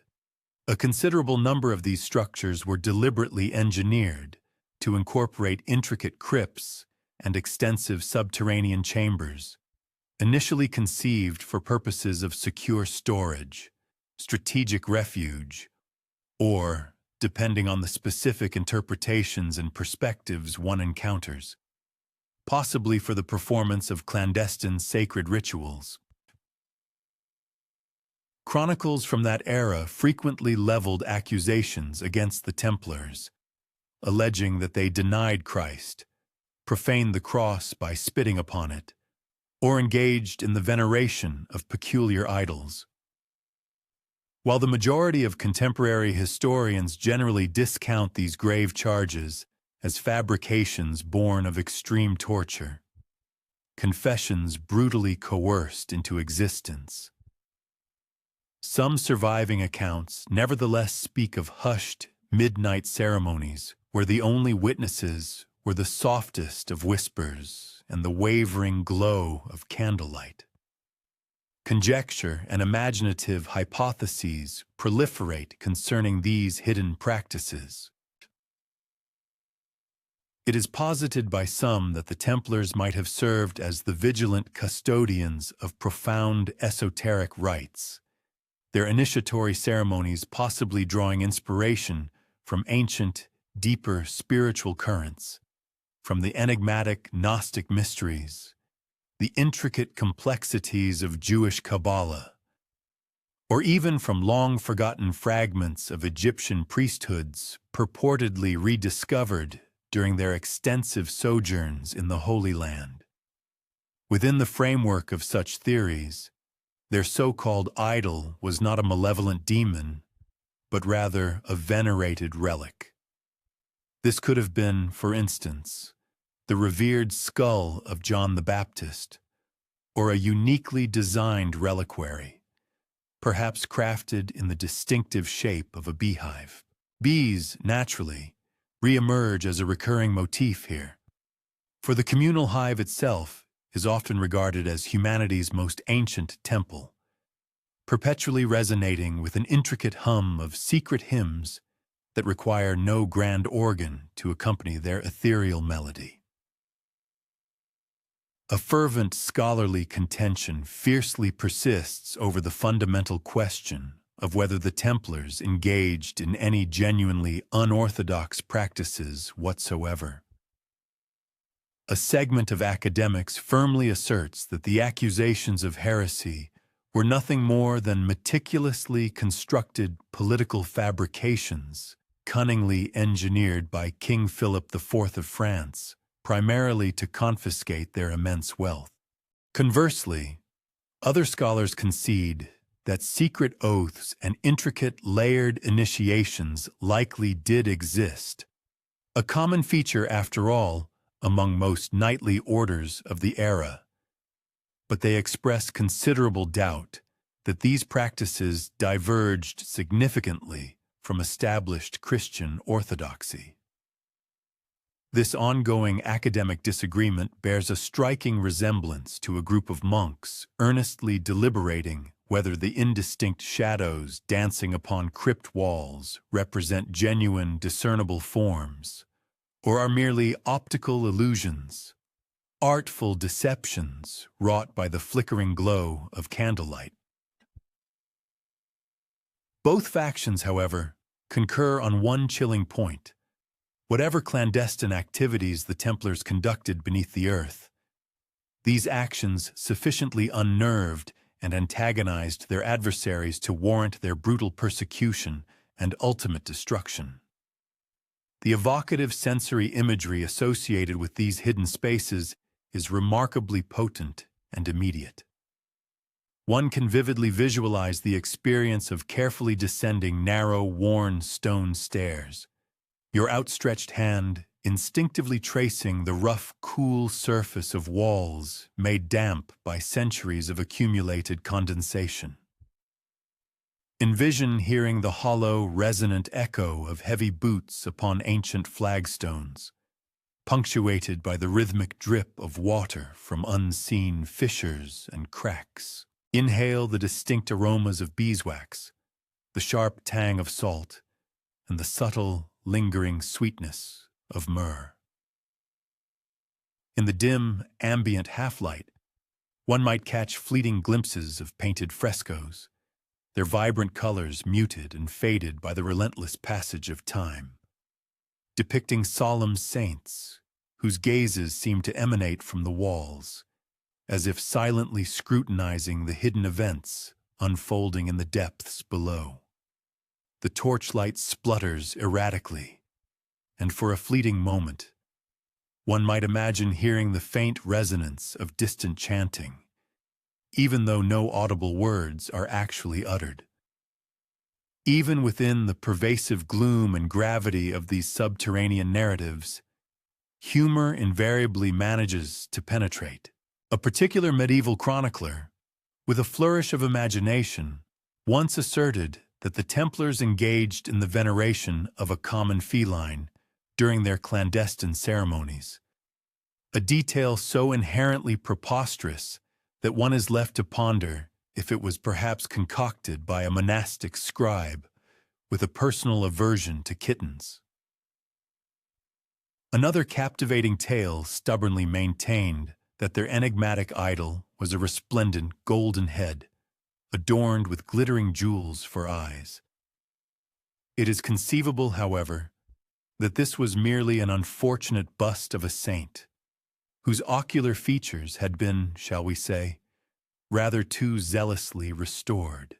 And a more contemporary academic, after sifting through an interminable volume of speculative theories, once wearily quipped, "If the Templars genuinely did worship a bearded head, it merely serves as irrefutable evidence that they possessed vastly superior interior decorators compared to their inquisitors." Resonant callbacks subtly stir and manifest within these shadowy depths. One recalls the earlier vanishing of their formidable fleet at sea, presumably laden with a clandestine cargo. Could that precious treasure have consisted of the very sacred relics or ancient scrolls integral to these enigmatic subterranean rites? Furthermore, we previously observed the industrious bees circling above Roslin's intricate carvings, their characteristic hum seemingly woven into the very fabric of the stone itself. Might these buzzing guardians have been symbolic echoes of the hushed rituals whispered and enacted here, deep underground? These rites persist as a profound paradox, simultaneously condemned and meticulously concealed, half believed by some and half denied by others. Whether they represented genuine heresy or a profound, hidden wisdom, they serve as a powerful reminder that history frequently unfolds in complex, stratified layers, one illuminated brightly above ground for the benefit of kings and the clergy, and another meticulously secreted below, reserved for those who sought a distinctly different kind of spiritual illumination. Within those ancient crypts, mystery palpably thickens, much like the fragrant incense, curling upward in ethereal tendrils, yet never quite fully escaping its confines. As the final lingering sparks of Templar torches flickered into extinction across the European continent, persistent rumors commenced their westward journey, borne aloft by the ceaseless, restless currents of the Atlantic winds. For if their formidable fleet indeed vanished without a trace, as has been previously recounted and traced, then an inherent logic, or perhaps an enduring human longing for resolution, strongly implies that it must have ultimately reached an alternative shore. Certain proponents of this theory assert that this destination was neither the familiar coast of Scotland nor some secluded French cove, but rather an immense, untamed, and entirely unknown continent, situated far across the vast expanse of the ocean. A solitary, undisputed historical fact serves as a firm anchor for this intriguing speculation. Norse explorers, under the intrepid leadership of Leif Erikson, had successfully navigated the treacherous Atlantic and reached the shores of North America centuries prior to the voyages of Columbus. Their ancient sagas vividly recount a place they called Vinland, portraying it as a remarkably fertile land abundant with wild grapes and seemingly endless, verdant forests. If resilient Norsemen possessed the capability to undertake such a perilous transatlantic crossing, then why not the highly organized Templars, equipped with their robust ships and propelled by their deeply clandestine motivations? It stands to reason, after all, that advanced maritime technology did not simply dissipate or vanish into thin air at the very moment King Philip IV began to sharpen his political knives against them. From this foundational historical premise, an entire host of captivating theories has inevitably sprung forth. One prominent hypothesis proposes that the Templars meticulously transported their precious treasure across the vast oceanic expanse, ultimately interring it within the lands now known as Nova Scotia. Oak Island, with its notoriously infamous money pit, continues to be the most frequently whispered about and speculated upon location.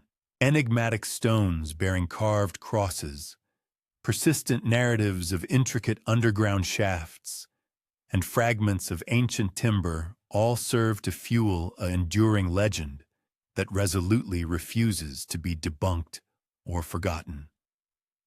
Another compelling line of inquiry directs attention southward, towards mysterious stone towers scattered across New England, or indigenous petroglyphs that some observers adamantly contend depict recognizable medieval European symbols. Skeptical voices, however, dismiss such notions as utterly fanciful, likening them to the absurd proposition that industrious bees were the original pioneers of cartography. And yet, one might pause to consider, does not the intricate structure of a honeycomb bear a striking, almost map-like resemblance? Scholarly disagreements on this matter tend to congregate with the same intense fervor as gulls converging voraciously over a freshly arrived fishing boat. One faction of academics vehemently asserts that there is absolutely no verifiable archaeological evidence to substantiate a Templar presence in the Americas, summarily dismissing every peculiar stone formation and every circulating rumor as either mere coincidence or outright forgery. Conversely, others, drawing upon the rich tapestry of oral traditions among certain indigenous tribes, steadfastly insist that faint, elusive traces of such an encounter might indeed persist, albeit significantly obscured by the relentless march of time, layers of misinterpretation, and the inherent human tendency towards wishful thinking. The ongoing debate is not unlike the act of gazing intently at amorphous clouds in the sky. One observer perceives nothing but indistinct vapor, while the other adamantly swears they discern the unmistakable outline of a sailing ship. The entire sensory palette undergoes a dramatic transformation here, shifting to encompass the vastness of ocean waves. One can vividly imagine the rhythmic creak of sturdy wooden masts, the taut ropes emitting a high-pitched, almost musical hum as they strain against the relentless force of the wind, and the sharp, invigorating salt tang biting at exposed lips until they become chapped and cracked. In the far distance, seagulls wheel gracefully and ceaselessly over an uncharted shore, their piercing cries merging with the powerful, resonant roar of the crashing surf. The distinct, fresh scent of pine trees drifts gently inland, intermingling with the subtle aroma of smoke emanating from unseen fires. As night descended, beneath an entirely unfamiliar tapestry of constellations, these intrepid knights might well have pondered whether their arduous mission had finally reached its conclusion, or had merely embarked upon an entirely new, unforeseen chapter. Even within this realm of profound historical speculation, a characteristic dry humor subtly asserts itself. As is often the case, a particular antiquarian during the 19th century audaciously asserted that the Templars had ingeniously left behind intricate maps, meticulously carved into the very shells of lobsters harvested off the rugged coast of Maine. Another individual adamantly maintained that a specific stone tower located in Rhode Island was unequivocally medieval in origin, despite his own discerning colleagues quietly observing that it bore a striking and rather suspicious resemblance to a colonial windmill.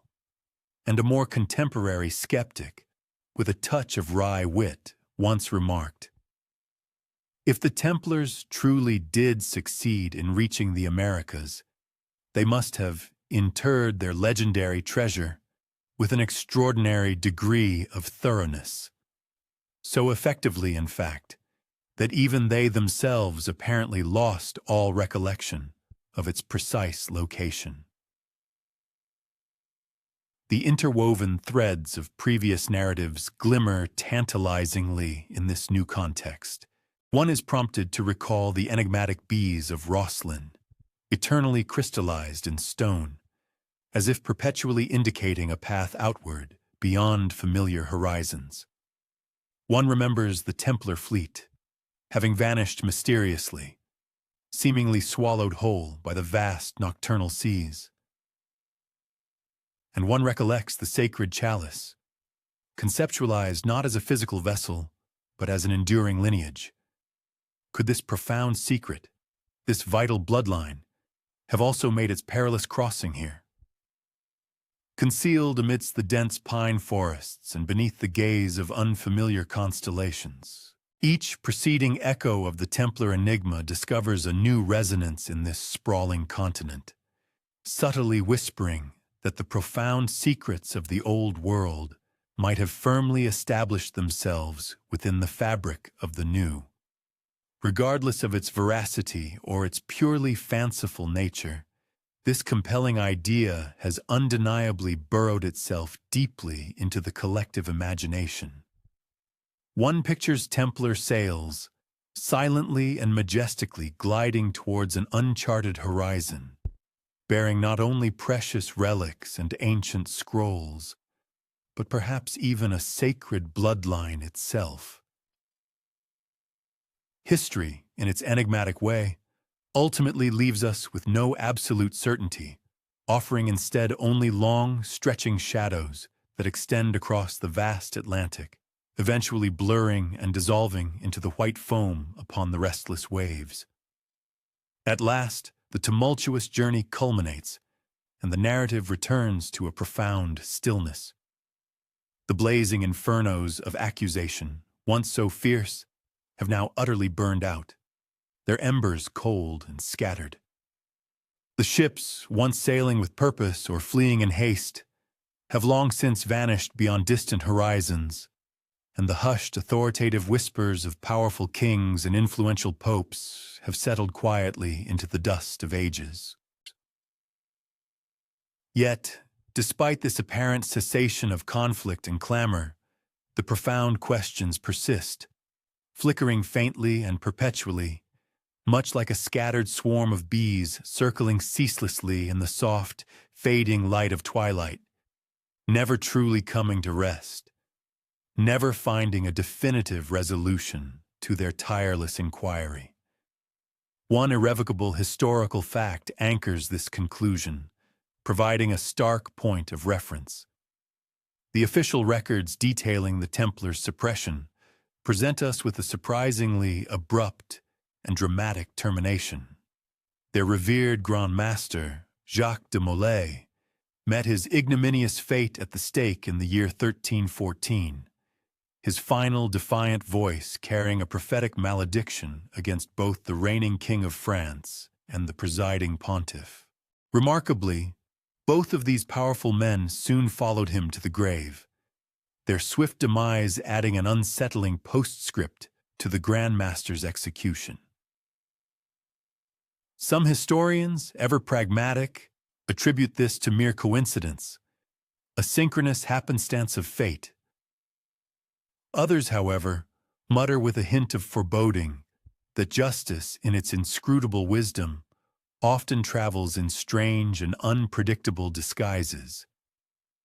It remains one of those inexplicable events that history, despite scholarly attempts at rationalization, cannot smooth over or diminish, no matter how much archival parchment is painstakingly stacked over its enduring mystery. Speculation, like the lingering scent of sacred incense, pervades the atmosphere around these events.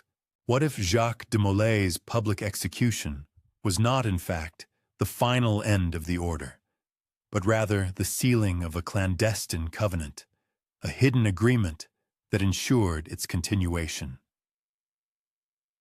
What if the Templar order, instead of truly dissolving, merely faded into shadow, subtly weaving itself into the fabric of subsequent esoteric fraternities such as the Freemasons, or into the mystical Rosicrucians, becoming a subterranean network of secret hands that continue, even now, to turn the unseen wheels of power?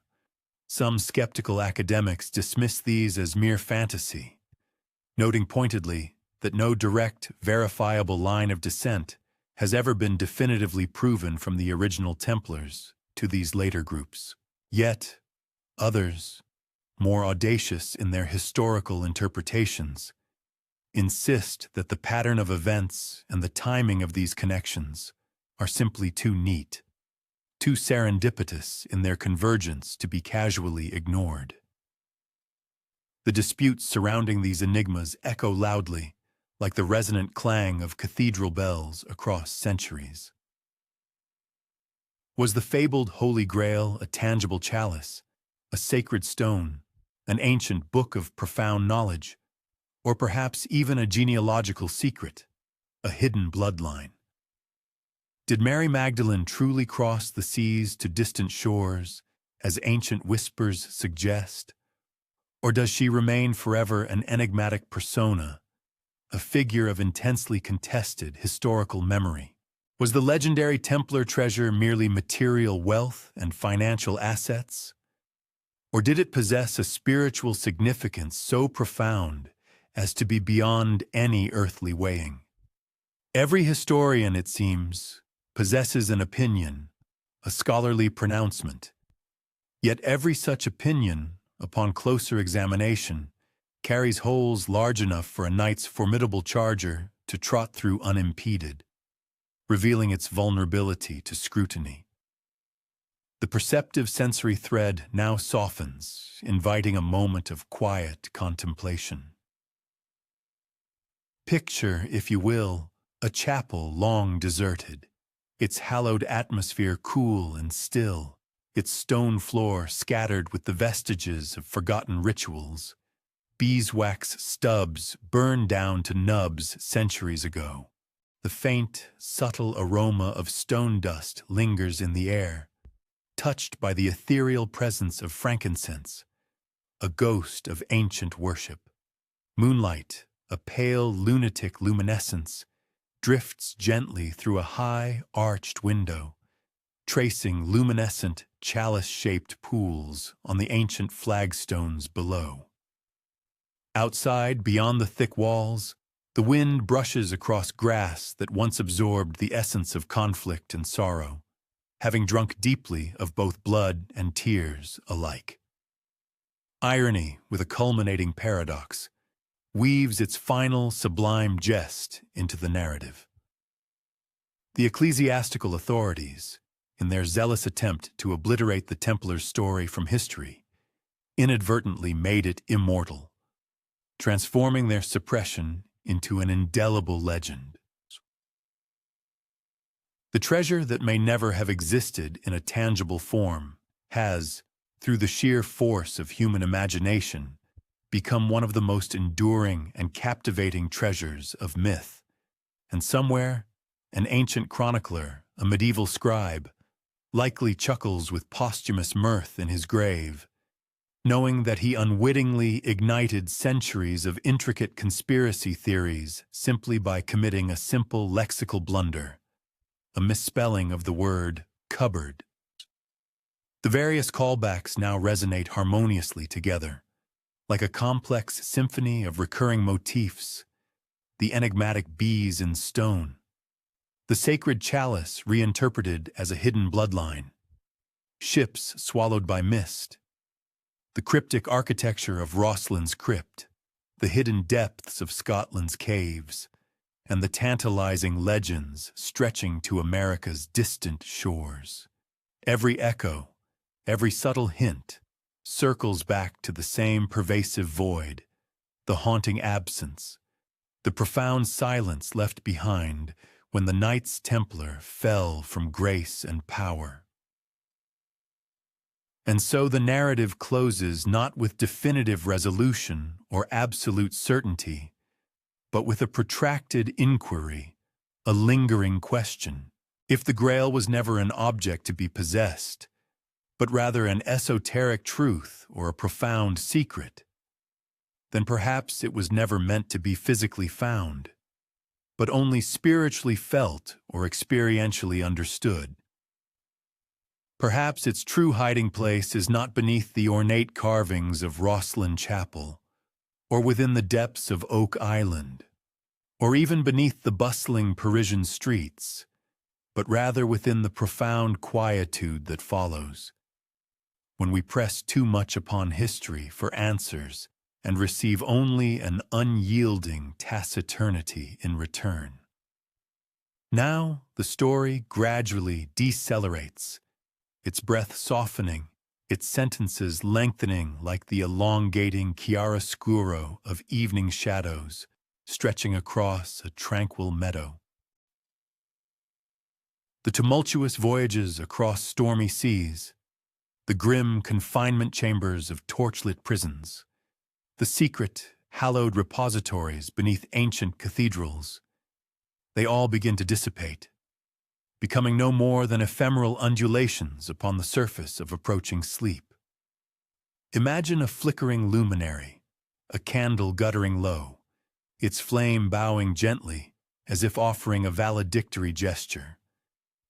Imagine ancient parchments being carefully rolled, tied with crimson binding, and returned to their archival repose on shelves where dust will keep them silent company for centuries more. Imagine bees settling into their hive, their vibrant hum diminishing to a soft lull, a steady rhythmic pulse of wings, then absolute silence. The spectral resurgence of the Knights Templar occurs only when we consciously summon them, when we allow the silent monuments of stone, the whispering currents of wind, and the ephemeral whispers of rumor to speak. And when they vanish again, as they always do, receding into the ether, they invariably leave us with more perplexing dilemmas than clear-cut solutions. These questions are both unsettling in their ambiguity, and yet strangely comforting, serving as profound reminders that mystery itself may well be the last true treasure. The narrative tapestry of the blood, the sacred chalice, the fabled ships, and the clandestine knowledge now slips into a deep quietude. The authoritative pronouncements of popes, the regal decrees of kings, and the warlike declarations of knights all fall away, their voices fading into the past. What ultimately remains is night itself, deep and plush ebony, gently carrying us toward a much-needed rest.